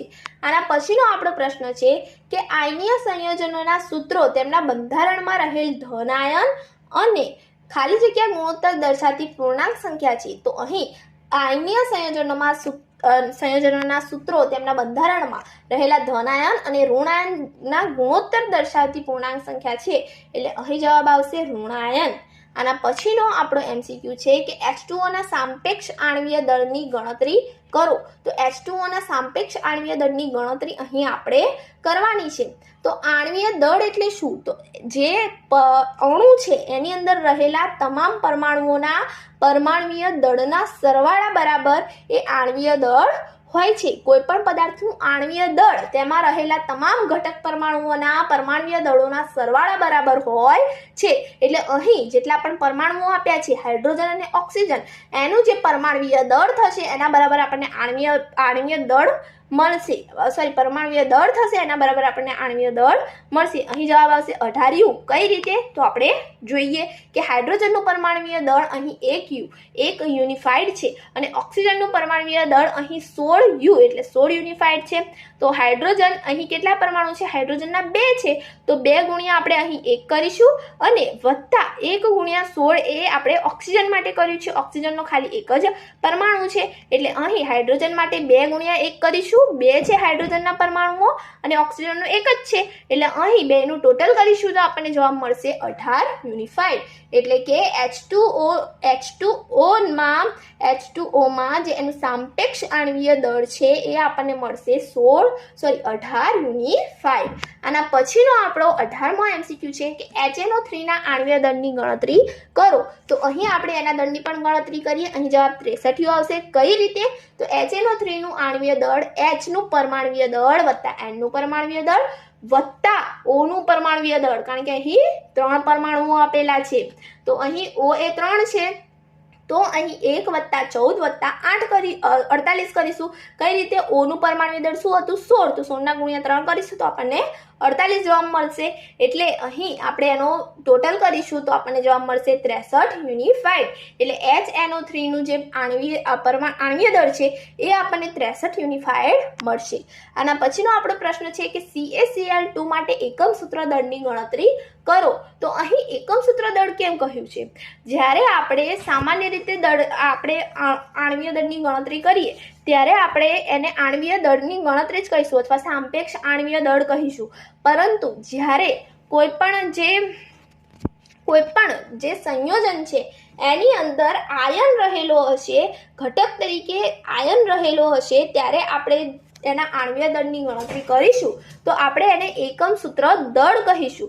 અહીં CaCl2 માં ઘટક કણ તરીકે આયન રહેલો છે, તેથી આપણે એને એકમ સૂત્ર દળ એમ કહ્યું. તો અહીં જવાબ આવશે 111 યુનિફાઈડ. તો કઈ રીતે? તો જોઈએ. જે રીતે આપણે આણ્વીય દળની ગણતરી કરતા હતા એ જ રીતે આપણે એકમ સૂત્ર દળની ગણતરી કરીશું, પણ તેને એકમ સૂત્ર દળ એટલા માટે કહેવામાં આવે છે કારણ કે એમાં ઘટક કણ તરીકે આયન રહેલો છે, એટલા માટે એને એકમ સૂત્ર દળ કહેવામાં આવે છે. આ જ પ્રકારે જો આપણે NaCl ના આણ્વીય દળની ગણતરી કરીશું તો પણ એને આપણે એકમ સૂત્ર દળ કહીશું કે NaCl ના એકમ સૂત્ર દળની ગણતરી, કારણ કે એની અંદર ઘટક કણ તરીકે આયન રહેલો છે. તો અહીં CaCl2 માટે આપણે ગણતરી કરીએ તો Ca નો એક પરમાણુ છે અને Cl2 એટલે કે ક્લોરીનના 2 પરમાણુઓ છે.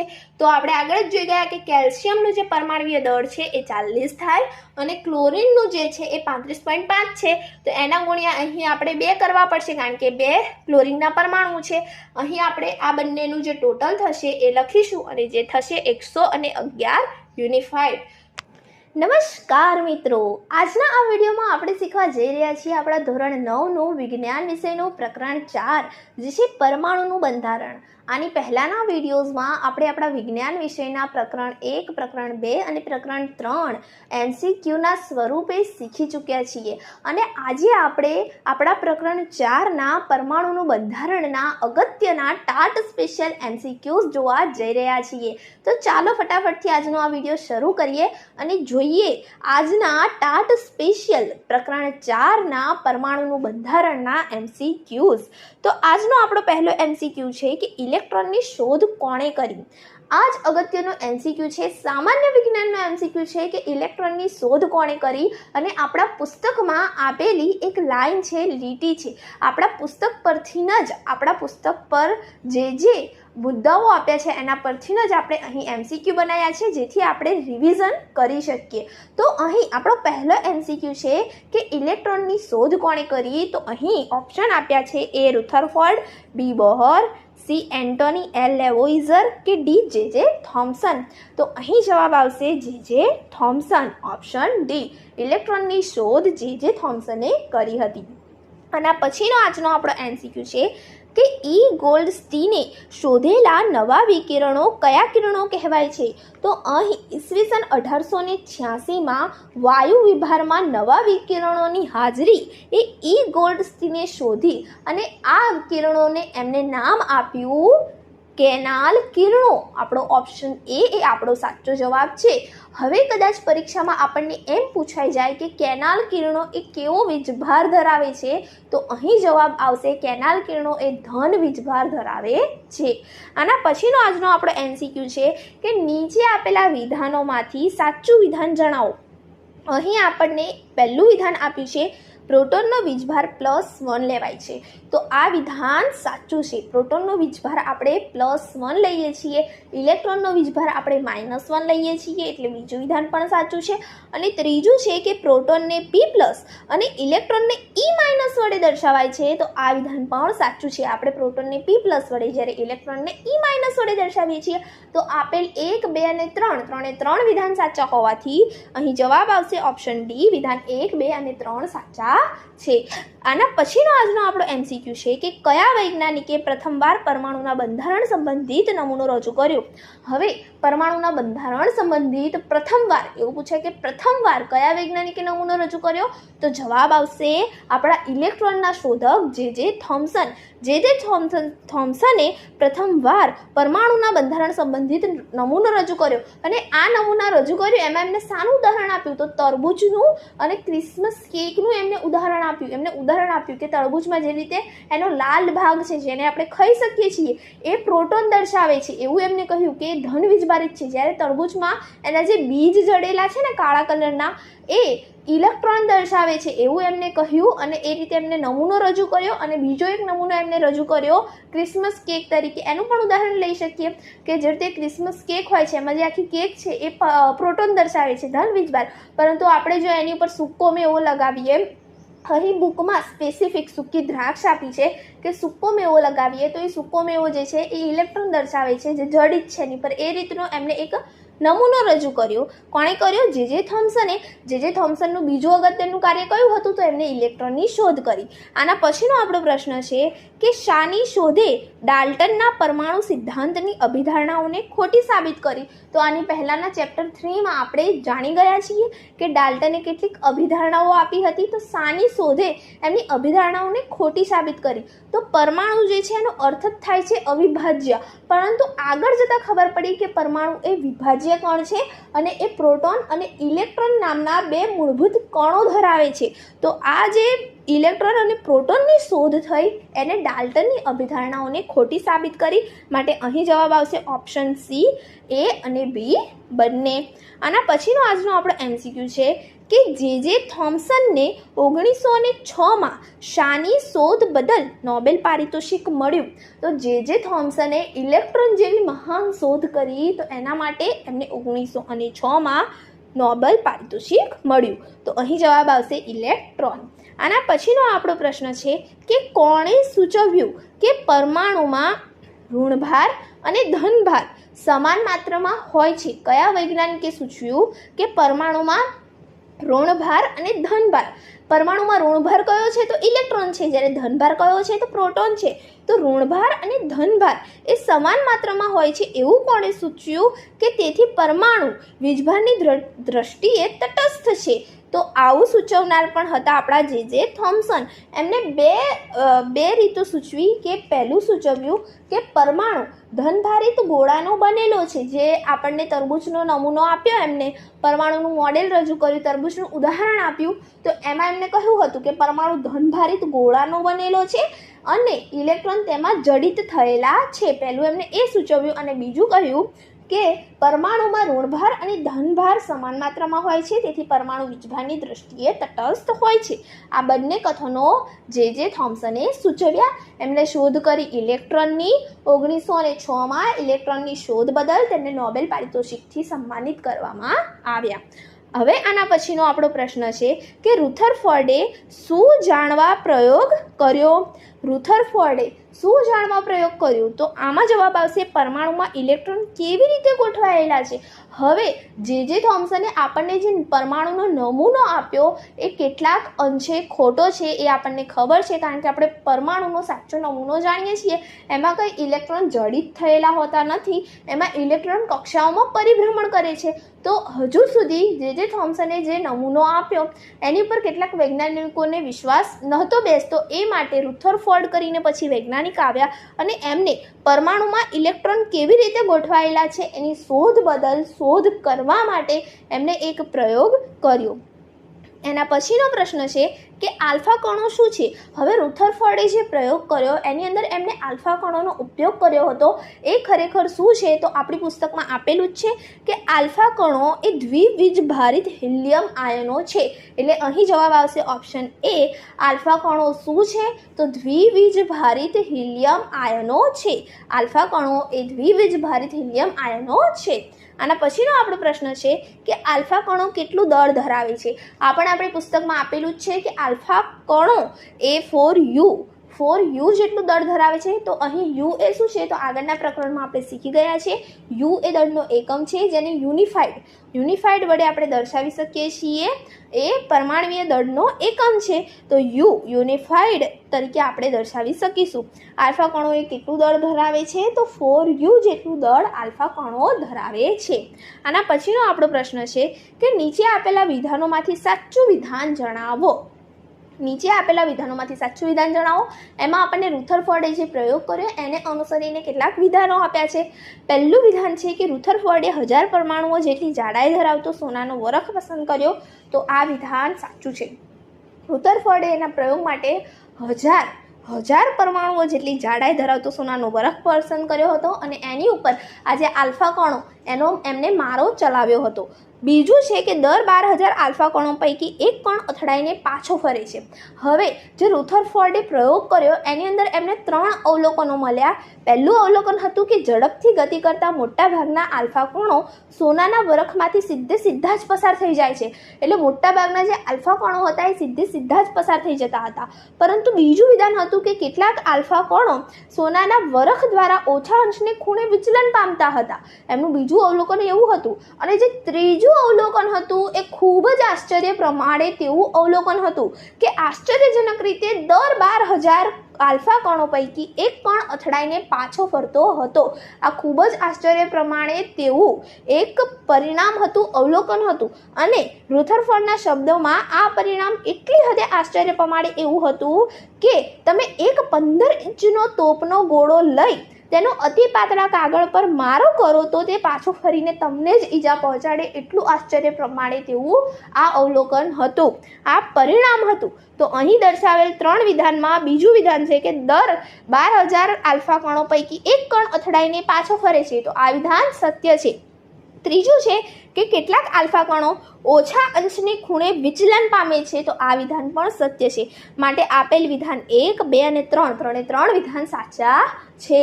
આના પછીનો આજનો આપણો MCQ છે કે કેન્દ્રીય એટલે કે ન્યુક્લિયર, ઇંગ્લિશમાં આપણે ન્યુક્લિયર કહીએ છીએ. તો કેન્દ્રીય ભૌતિક વિજ્ઞાનના પિતા કોને માનવામાં આવે છે. આ પ્રકરણનો અગત્યનો કહી શકાય એવો પ્રશ્ન કે કેન્દ્રીય ભૌતિક વિજ્ઞાનના પિતા કોને માનવામાં આવે છે અથવા તો ન્યુક્લિયર ભૌતિક વિજ્ઞાનના પિતા કોને માનવામાં આવે છે. તો જવાબ આવશે રુથરફોર્ડ. રુથરફોર્ડને કેન્દ્રીય ભૌતિક વિજ્ઞાનના પિતા માનવામાં આવે છે. કેમ? કારણ કે રુથરફોર્ડે પરમાણુના કેન્દ્રની શોધ કરી હતી. એવું પૂછે કે પરમાણુના કેન્દ્રની શોધ કોણે કરી તો રુથરફોર્ડ પરમાણુના કેન્દ્રની શોધ કરી. આથી તેમને કેન્દ્રીય ભૌતિક વિજ્ઞાનના પિતા તરીકે ઓળખવામાં આવે છે.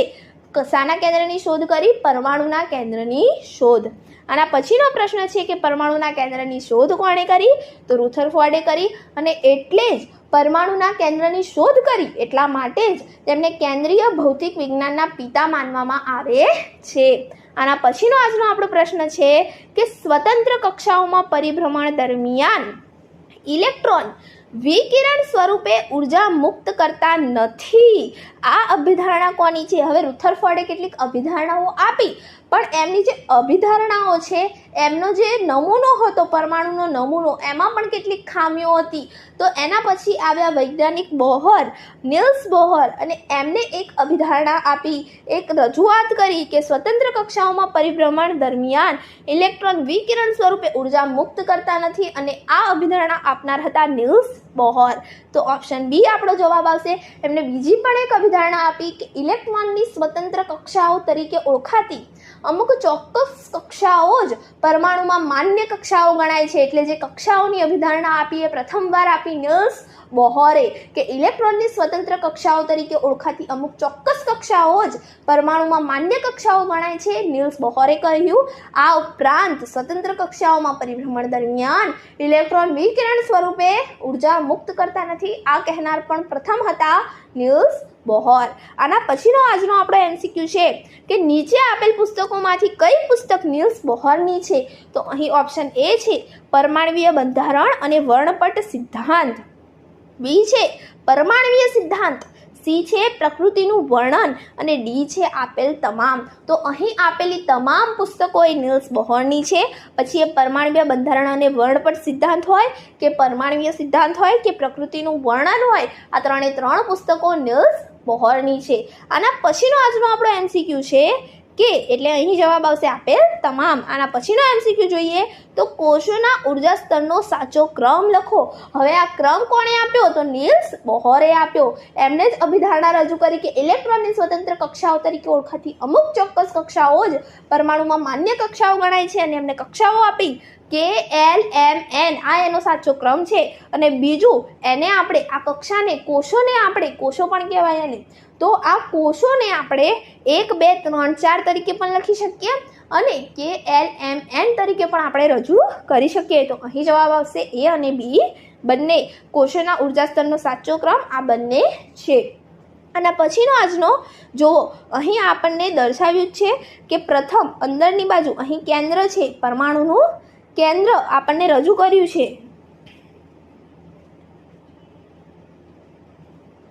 અહીં પરમાણુનું કેન્દ્ર આપણને આપ્યું જ છે.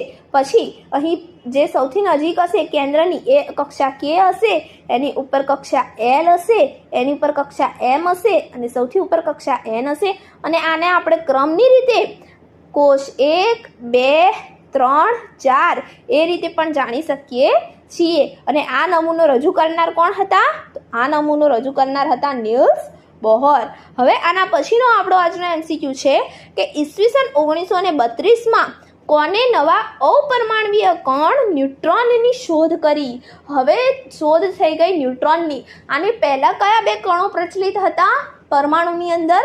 તો ફક્ત ઇલેક્ટ્રોન અને પ્રોટોન. પરંતુ 1932માં નવા એક અપરમાણવીય કણની શોધ થઈ અને જે હતો ન્યુટ્રોન. અને આની શોધ કરી રુથરફોર્ડે નથી કરી, બોહરે નથી કરી. આની શોધ કરી છે જે ચેડવિકે. ઓપ્શન સી આપણો સાચો જવાબ છે. હવે આપણે આગળ જોઈ ગયા કે ઇલેક્ટ્રોન એ ઋણ વીજભારિત છે, જ્યારે પ્રોટોન એ ધન વીજભારિત છે. તો ન્યુટ્રોન એ કેવો વીજભાર ધરાવે છે? તો ન્યુટ્રોન એ વીજભાર રહિત અપરમાણવીય કણ છે. હવે ન્યુટ્રોન એ ક્યાં આવેલો છે? પરમાણુની અંદર ક્યાં આવેલો છે? તો ન્યુટ્રોન એ પરમાણુના કેન્દ્રમાં આવેલો છે. અને ન્યુટ્રોન અને પ્રોટોનનું દળ એ લગભગ સમાન થાય છે અને ન્યુટ્રોન એ સ્મોલ એન સંજ્ઞા વડે દર્શાવવામાં આવે છે. આના પછીનો આજનો આપણો એમસીક્યુ છે કે કયો પરમાણુ ન્યુટ્રોન ધરાવતો નથી? પુસ્તકની જ એક લીટી છે અને અગત્યનો કહી શકાય એવો પ્રશ્ન છે કે કયો પરમાણુ ન્યુટ્રોન ધરાવતો નથી? તો એવો પરમાણુ છે હાઇડ્રોજન. હાઇડ્રોજન પરમાણુ એ ન્યુટ્રોન ધરાવતો નથી. કયો પરમાણુ ન્યુટ્રોન ધરાવતો નથી? તો હાઇડ્રોજન પરમાણુ એ ન્યુટ્રોન ધરાવતો નથી. આના પછીનો આજનો આપણો એમસીક્યુ છે કે પરમાણુનું દળ એ કોના સરવાળા બરાબર હોય છે? તો આપણે આગળ વાત કરી કે પરમાણુના કેન્દ્રમાં ન્યુટ્રોન અને પ્રોટોન રહેલા છે. તો હવે પરમાણુના કેન્દ્રમાં જે કેન્દ્રિત થયેલા પદાર્થો છે પદાર્થો નહીં, અહીંયા આપણે કણ શબ્દ વાપરીશું. અપરમાણવીય કણ જે કેન્દ્રિત થયેલા છે એના દળોના સરવાળા બરાબર જ આપણા પરમાણુનું દળ હશે. તો એના કેન્દ્રમાં 2 કણ રહ્યા છે, પ્રોટોન અને ન્યુટ્રોન. તો જવાબ આવશે પ્રોટોન વત્તા ન્યુટ્રોન. એટલે એના સરવાળા બરાબર આપણા પરમાણુનું દળ હશે. કઈ રીતે એ આગળ આપણે શીખવાના જ છીએ. આગળનો આજનો આપણો પ્રશ્ન છે કે પરમાણુની વિભિન્ન કક્ષાઓમાં ઇલેક્ટ્રોનની વહેંચણી કયા વૈજ્ઞાનિકોએ સૂચવી? અહીં આપણે 2 અગત્યના વૈજ્ઞાનિકોને યાદ રાખીશું, જે છે પહેલા બરી અને બીજા બોહર. એટલે એ અને બી બંને. પરમાણુની વિભિન્ન કક્ષાઓમાં ઇલેક્ટ્રોનની વહેંચણી બે વૈજ્ઞાનિકોએ સૂચવી જે હતા બરી અને બોહર. પરમાણુની વિભિન્ન કક્ષાઓમાં ઇલેક્ટ્રોનની વહેંચણી બે વૈજ્ઞાનિકોએ સૂચવી બરી અને બોહર.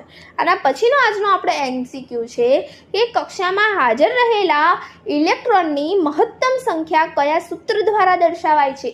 કયા સૂત્ર દ્વારા? આ સૂત્ર આપણે યાદ રાખીશું તો કઈ કક્ષામાં કેટલા મહત્તમ ઇલેક્ટ્રોન ભરી શકાય એ પણ આપણે સરળતાથી ગણતરી કરી શકીશું. તો આ સૂત્ર છે 2n². Option A 2n².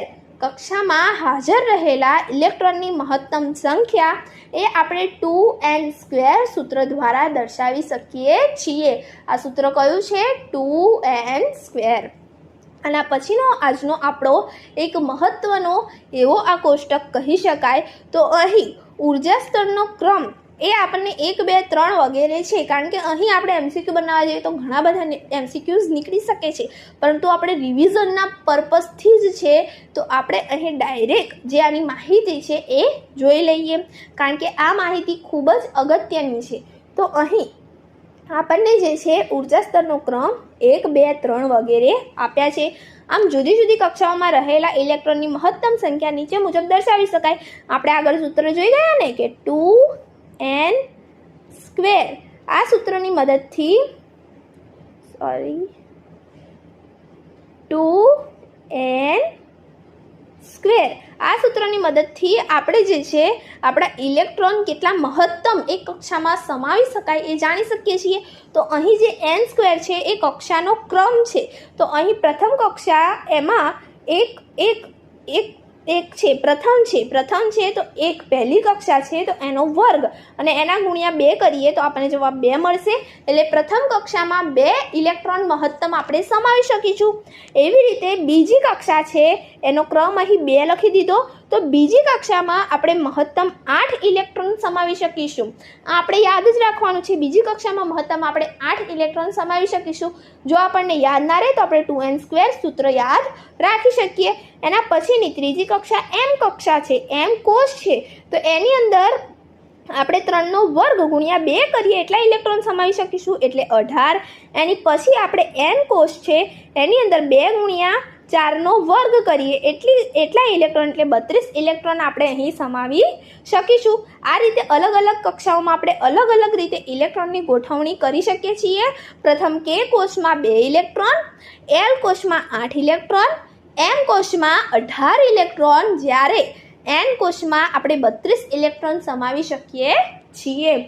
તો ચાલો હવે જોઈએ આના પછીનો MCQ.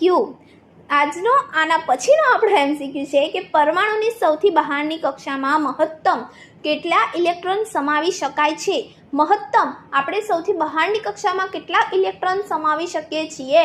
તો અહીં જવાબ આવશે 8. મહત્તમ 8 ઇલેક્ટ્રોન સમાવી શકાય છે. આ ઉપરાંત પરમાણુની આપેલી કક્ષામાં ત્યાં સુધી ઇલેક્ટ્રોન નહીં ભરાય જ્યાં સુધી તેની અંદરની કક્ષાઓ ઇલેક્ટ્રોનથી સંપૂર્ણપણે ભરાઈ ન જાય. એટલે કે સૌથી અંદરની કક્ષા આપણી K કોષ હતો ને, K કોષમાં કુલ 2 ઇલેક્ટ્રોન સમાતા હતા, તો પહેલાં એ 2 ઇલેક્ટ્રોન ભરાશે, પછી એની આગળની કક્ષા એટલે L, પછી M ને પછી N, એ રીતે તબક્કાવાર કક્ષાઓ ભરાશે. આના પછીનો આજનો આપણે MCQ છે કે આકૃતિમાં દર્શાવેલ પરમાણુ કયો છે? તો અહીં પરમાણુનો નમૂનો આપેલો છે અને એમાં ઇલેક્ટ્રોનની સંખ્યા જેટલી હશે એટલો જ એનો પરમાણુવીય ક્રમાંક હશે. તો આ પરમાણુની આપણે ઇલેક્ટ્રોનની સંખ્યા ગણીશું તો આપણને એનો પરમાણુવીય ક્રમાંકનો આપણને અહીં ખ્યાલ આવી જશે. તો અહીં જો આ 1 ઇલેક્ટ્રોન, આ 2, આ 3, આ 4, આ 5 અને આ 6, એ રીતે કુલ અહીં આ પરમાણુના 6 ઇલેક્ટ્રોન છે. એટલે આ પરમાણુનો પરમાણુવીય ક્રમાંક પણ 6 હશે અને 6 પરમાણુવીય ક્રમાંક પર આપણો પરમાણુ આવેલો છે એ છે કાર્બન. તો અહીં જવાબ આવશે કાર્બન. આકૃતિમાં દર્શાવેલ પરમાણુનો નમૂનો એ કાર્બનનો છે. આના પછી આપણે જોઈ શકીએ છીએ કે અહીં આપણે વિવિધ જે આપણા પરમાણુઓ છે 18 તત્વો છે જે પહેલાં એના આપણે અહીં પરમાણુવીય બંધારણ દર્શાવેલા છે. પહેલું હાઇડ્રોજનનું છે, એના પછી આ બાજુ હિલિયમનું આપણે જો અહીંયા 2 ઇલેક્ટ્રોન છે, હિલિયમમાં તમે જોઈ શકો છો અહીં હાઇડ્રોજનમાં 1 ઇલેક્ટ્રોન છે, આ વચ્ચે છે એ પરમાણુનું કેન્દ્ર છે. અહીં લિથિયમમાં 3 ઇલેક્ટ્રોન છે। જુઓ અહીં આપણે આગળ વાત કરી ને કે કક્ષાઓ તબક્કાવાર ભરાય છે, તો પહેલી બે ઇલેક્ટ્રોન એ પહેલી કક્ષામાં ભરાશે, કે કોષમાં ભરાશે, પછી એની ઉપર ઇલેક્ટ્રોન તબક્કાવાર ભરાશે। એવી રીતે અહીં અલગ અલગ આપેલા છે, હિલિયમના 4 છે, એ જ રીતે બોરોનના પરમાણુ આપણને આપેલા છે, જે બોરોનના 5 ઇલેક્ટ્રોન આપણને આપેલા છે। એવી રીતે તબક્કાવાર બધા 18 તત્વો સુધી આપણે અહીં પરમાણુના બંધારણ દર્શાવેલા છે અને આપણી પુસ્તકમાં પણ છે। આના પછીનો આજનો આપણો એમસીક્યુ જોઈએ તો એ છે કે જે પરમાણુઓની બાહ્યતમ કક્ષા ઇલેક્ટ્રોનથી સંપૂર્ણ ભરાયેલી હોય તેમની સંયોજકતા કેટલી હોય છે। એટલે કે જે પરમાણુઓની બાહ્યતમ કક્ષા ઇલેક્ટ્રોનથી સંપૂર્ણ ભરાયેલી છે એમને તો ઇલેક્ટ્રોન આપવાની કે લેવાની જરૂર જ નથી। સંયોજકતા આપણે જોયું હતું કે બે પરમાણુઓ જોડાય તો એને જોડાવાની શક્તિને એની સંયોજકતા કહે છે, જોડાય એને સંયોજકતા કહે છે। તો ઇલેક્ટ્રોનની સંયોજકતા કેટલી છે? તો અહીં પહેલાં તો સંયોજકતા ઇલેક્ટ્રોન કોને કહેવાય? તો પરમાણુની સૌથી બહારની બાહ્યતમ કક્ષામાં રહેલા ઇલેક્ટ્રોનની સંખ્યાને સંયોજકતા ઇલેક્ટ્રોન કહીએ છીએ। તો અહીંયા બાહ્યતમ કક્ષામાં ઇલેક્ટ્રોનથી સંપૂર્ણ ભરાયેલી છે તો એમને કોઈ ઇલેક્ટ્રોન આપવાની કે લેવાની આવશ્યકતા જ નથી, એટલે એમની સંયોજકતા 0 હશે। એટલે અહીં જવાબ આવશે 0। આના પછીનો આજનો આપણે એમસીક્યુ છે કે હાઇડ્રોજન, લિથિયમ, ક્લોરીન, સોડિયમ અને ક્લોરીનની સંયોજકતા કેટલી છે? તો આ બધા જ તત્વોની સંયોજકતા 1 જ છે, એટલે અહીં જવાબ આવશે 1। હાઇડ્રોજન લો, લિથિયમ લો, ફ્લોરિન છે, ફ્લોરિન લો, સોડિયમ લો કે ક્લોરીન લો, બધા જ જે આપણા સંયોજકતા કેટલી છે? આ બધા જ તત્વોની 1 છે। આના પછીનો આજનો આપણો એમસીક્યુ છે કે મેગ્નેશિયમ અને એલ્યુમિનિયમની સંયોજકતા કેટલી છે? ઓપ્શન એ છે 2 અને 3, બી છે 1 અને 2, સી છે 0 અને 1 અને ડી છે 8 અને 2। તો અહીં જવાબ આવશે 2 અને 3, એટલે મેગ્નેશિયમની સંયોજકતા 2 છે, જ્યારે એલ્યુમિનિયમની સંયોજકતા એ 3 છે। આના પછીનો આજનો આપણો એમસીક્યુ છે કે પરમાણુમાં રહેલા પ્રોટોનની સંખ્યાની શું કહેવાય છે? અહીંયા ને આવશે તો પરમાણુમાં રહેલા પ્રોટોનની સંખ્યાને શું કહેવાય છે? તો એમાં જેટલા પ્રોટોન રહેલા છે એની સંખ્યાને એનો પરમાણ્વીય ક્રમાંક કહેવાય છે। પરમાણુમાં રહેલા પ્રોટોનની સંખ્યાને એનો પરમાણ્વીય ક્રમાંક કહેવાય છે। આના પછીનો આજનો આપણો એમસીક્યુ છે કે હાઇડ્રોજનનો પરમાણ્વીય ક્રમાંક કેટલો છે? તો હાઇડ્રોજનનો પરમાણ્વીય ક્રમાંક એ 1 છે। હાઇડ્રોજનનો પરમાણ્વીય ક્રમાંક 1 છે। આ રીતે આપણે અલગ અલગ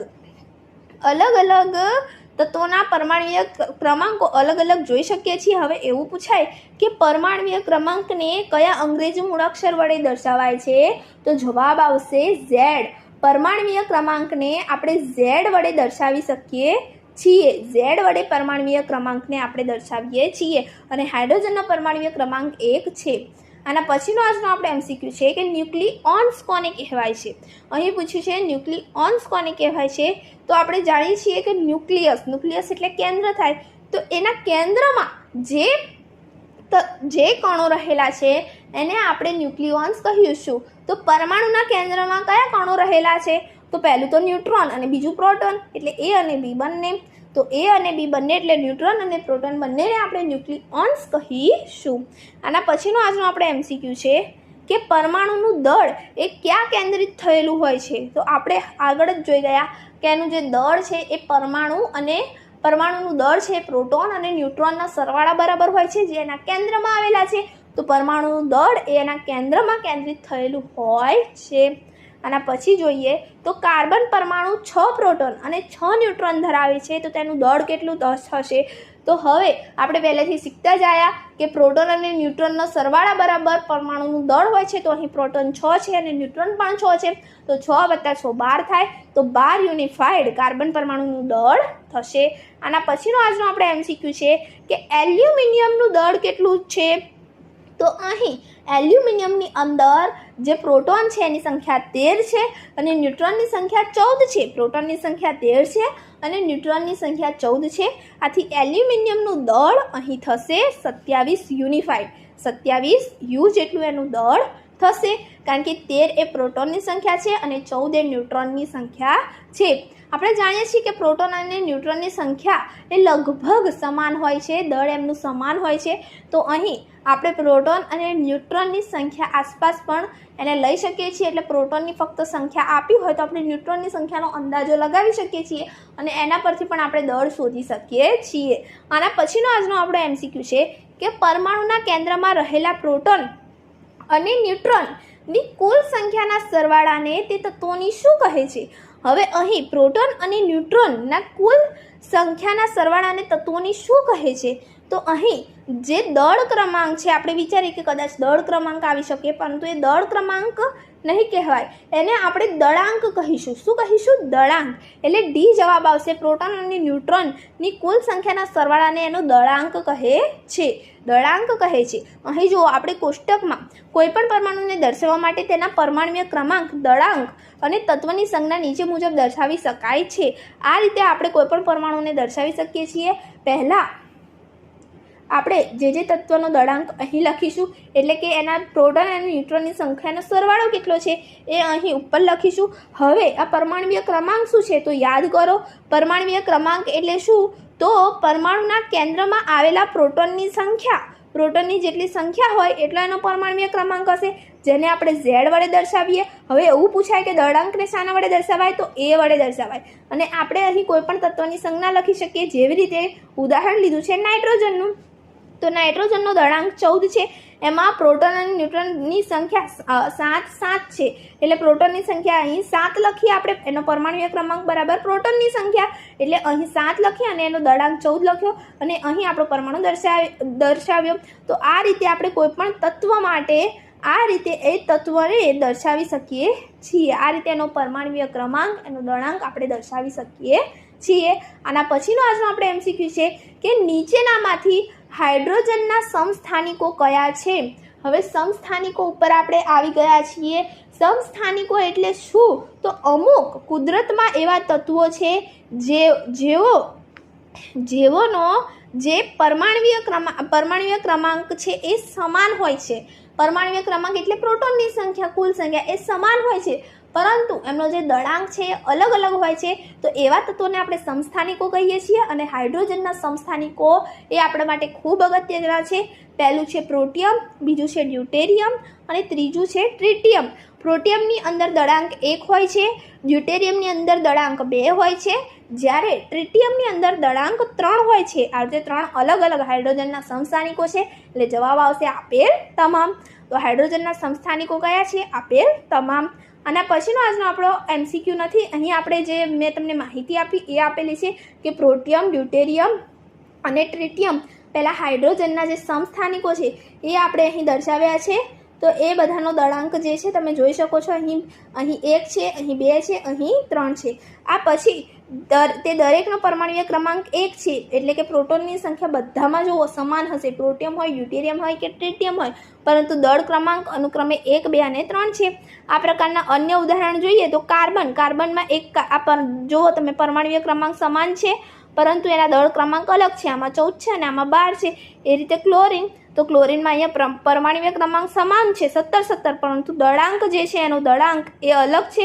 અહીં 35 છે, અહીં 37 છે. અહીં પણ આપણે દળાંક જ કહીશું, દળ ક્રમાંક નહીં કહીએ. અહીં દળાંક 35 છે, અહીં 17 છે. આ રીતે આપણે જોઈ શકીએ છીએ કે બધા જે તત્વો છે એમના સમસ્થાનિકોમાં પરમાણુય ક્રમાંક સમાન હોય છે, પરંતુ એનો દળાંક અલગ અલગ હોય છે. આના પછી આપણે જોઈએ તો કુદરતમાં ક્લોરીનના 2 સમસ્થાનિકો સ્વરૂપોમાં પ્રાપ્ત થાય છે. હવે આપણે એવું સમજીએ કે સમસ્થાનિકો કુદરતમાં આ રીતે પ્રાપ્ત થતા હોય તો એમનો આપણે કઈ રીતે એનો જે દળાંક છે એ કઈ રીતે શોધી શકીએ? આપણે બીજાનો દળાંક તો સહેલાઈથી આપણે શોધી લઈએ છીએ, પરંતુ જો સમસ્થાનિકો હોય તો એનો ગુણોત્તર કેટલો છે, કયા ગુણોત્તરમાં એ પ્રાપ્ત થાય છે? તો 3:1ના ગુણોત્તરમાં આપણને પ્રાપ્ત થાય છે.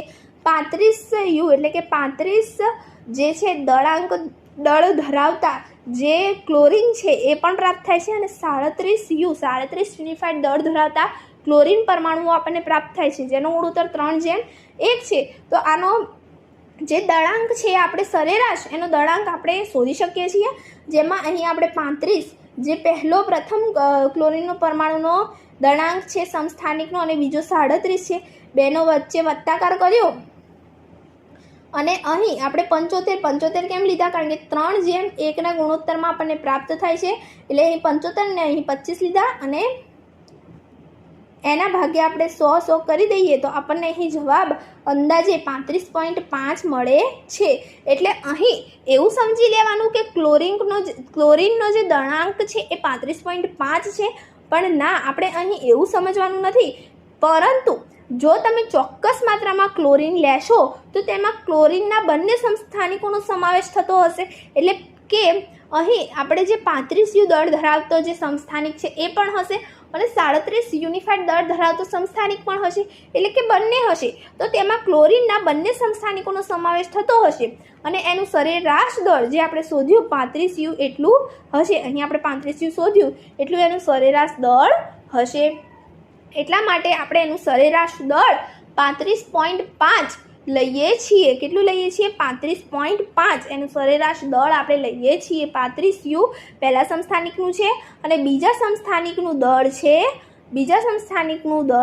છે અહીં 37U. તો બંનેનો જે આપણે સરવાળો કર્યો સરેરાશ કર્યો, એ સરેરાશમાંથી આપણે 35.5 અહીં 35.5U યુનિફાઈડ આપણને એનું સરેરાશ દળ મળે છે. તો આના પછીનો આજનો આપણે MCQ છે કે કોના સમસ્થાનિકોનો ઉપયોગ પરમાણુ ભઠ્ઠીમાં બળતણ સ્વરૂપે થાય છે? અહીં સમસ્થાનિકોના અનુપ્રયોગો આપણને કેટલાક આપેલા છે. તો કોના સમસ્થાનિકોનો ઉપયોગ પરમાણુ ભઠ્ઠીમાં બળતણ સ્વરૂપે થાય છે?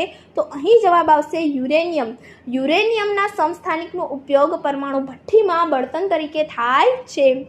આના પછીનો આજનો આપણે MCQ છે કે કોના સમસ્થાનિકોનો ઉપયોગ કેન્સરની સારવારમાં થાય છે? તો કેન્સરની સારવારમાં કયા સમસ્થાનિકનો ઉપયોગ થાય છે? તો કોબાલ્ટના સમસ્થાનિકનો ઉપયોગ કેન્સરની સારવારમાં થાય છે. પરંતુ એવું પૂછે કે પરમાણુ ભઠ્ઠીમાં કોના સમસ્થાનિકનો ઉપયોગ થાય છે? તો યુરેનિયમના સમસ્થાનિકનો ઉપયોગ એ પરમાણુ ભઠ્ઠીમાં થાય છે બળતણ સ્વરૂપે અને કોબાલ્ટના સમસ્થાનિકનો ઉપયોગ કેન્સરની સારવારમાં થાય છે. આના પછીનો પ્રશ્ન છે કે કોના સમસ્થાનિકનો ઉપયોગ ગોઈટર રોગની સારવાર માટે થાય છે? ગોઈટર આપણે જાણીએ છીએ ગળામાં થતો રોગ છે જે આયોડિનની ઉણપથી થાય છે. તો અહીં આયોડિનની સારવાર માટે જ આયોડિનનો ઉપયોગ જ ગોઈટર રોગની સારવારમાં થાય છે. પરંતુ આયોડિનના એક સમસ્થાનિકનો ઉપયોગ અહીં ગોઈટર રોગની સારવારમાં થાય છે. આયોડિનના એક સમસ્થાનિકનો ઉપયોગ ગોઈટર રોગની સારવારમાં થાય છે. આના પછીનો આજનો આપણો MCQ છે કે કેલ્શિયમ અને આર્ગન સમાન દળ ક્રમાંક 40 ધરાવે છે. અહીં આપણે આ યાદ રાખવાનું છે કે કેલ્શિયમ અને આર્ગન એ સમાન દળ ક્રમાંક 40 ધરાવે છે. તો તેમને કેવા પરમાણુઓ કહેવાશે? તો જે સમાન દળ ધરાવે છે એવા પરમાણુઓને આપણે સમદળીય પરમાણુઓ કહીશું. કેવા કહીશું? સમદળીય. સમાન દળ ક્રમાંક 40 ધરાવે છે તો તેમને કેવા પરમાણુ કહીશું? સમદળીય પરમાણુ કહીશું. કયા સમદળીય પરમાણુઓ છે? તો કેલ્શિયમ અને આર્ગન એ સમદળીય પરમાણુઓ છે. તો થેન્ક યુ ફ્રેન્ડ્સ. આજના વિડીયોમાં બસ આટલું જ. આશા રાખું છું કે તમને આજનો આ વિડીયો ગમ્યો હશે અને અહીં આપણા રસાયણ વિજ્ઞાનના તમામ પ્રકરણો અહીં પૂર્ણ થાય છે. ધોરણ 9ના વિજ્ઞાન વિષયના રસાયણ વિજ્ઞાનના બધા જ પ્રકરણોના MCQના વિડીયો આપણે બનાવી દીધા છે. તો આનો એક સંયુક્ત વિડીયો પણ હું મૂકી દઈશ. હું આશા રાખું છું કે તમને મારા આ વિડીયોઝ બહુ જ ઉપયોગી થતા હશે. તો જો આવા જ વિડીયો તમારે જોવા હોય તો અમારી આ ચેનલને સબસ્ક્રાઈબ કરવાનું ના ભૂલતા અને જો વિડીયો ગમ્યો હોય તો પ્લીઝ આને લાઇક કરો, તમારા મિત્રો સાથે શેર કરો અને જો અમારી આ ચેનલ પર નવા હોય તો આને સબસ્ક્રાઈબ જરૂરથી કરજો. Thank you friends. Keep watching, keep learning.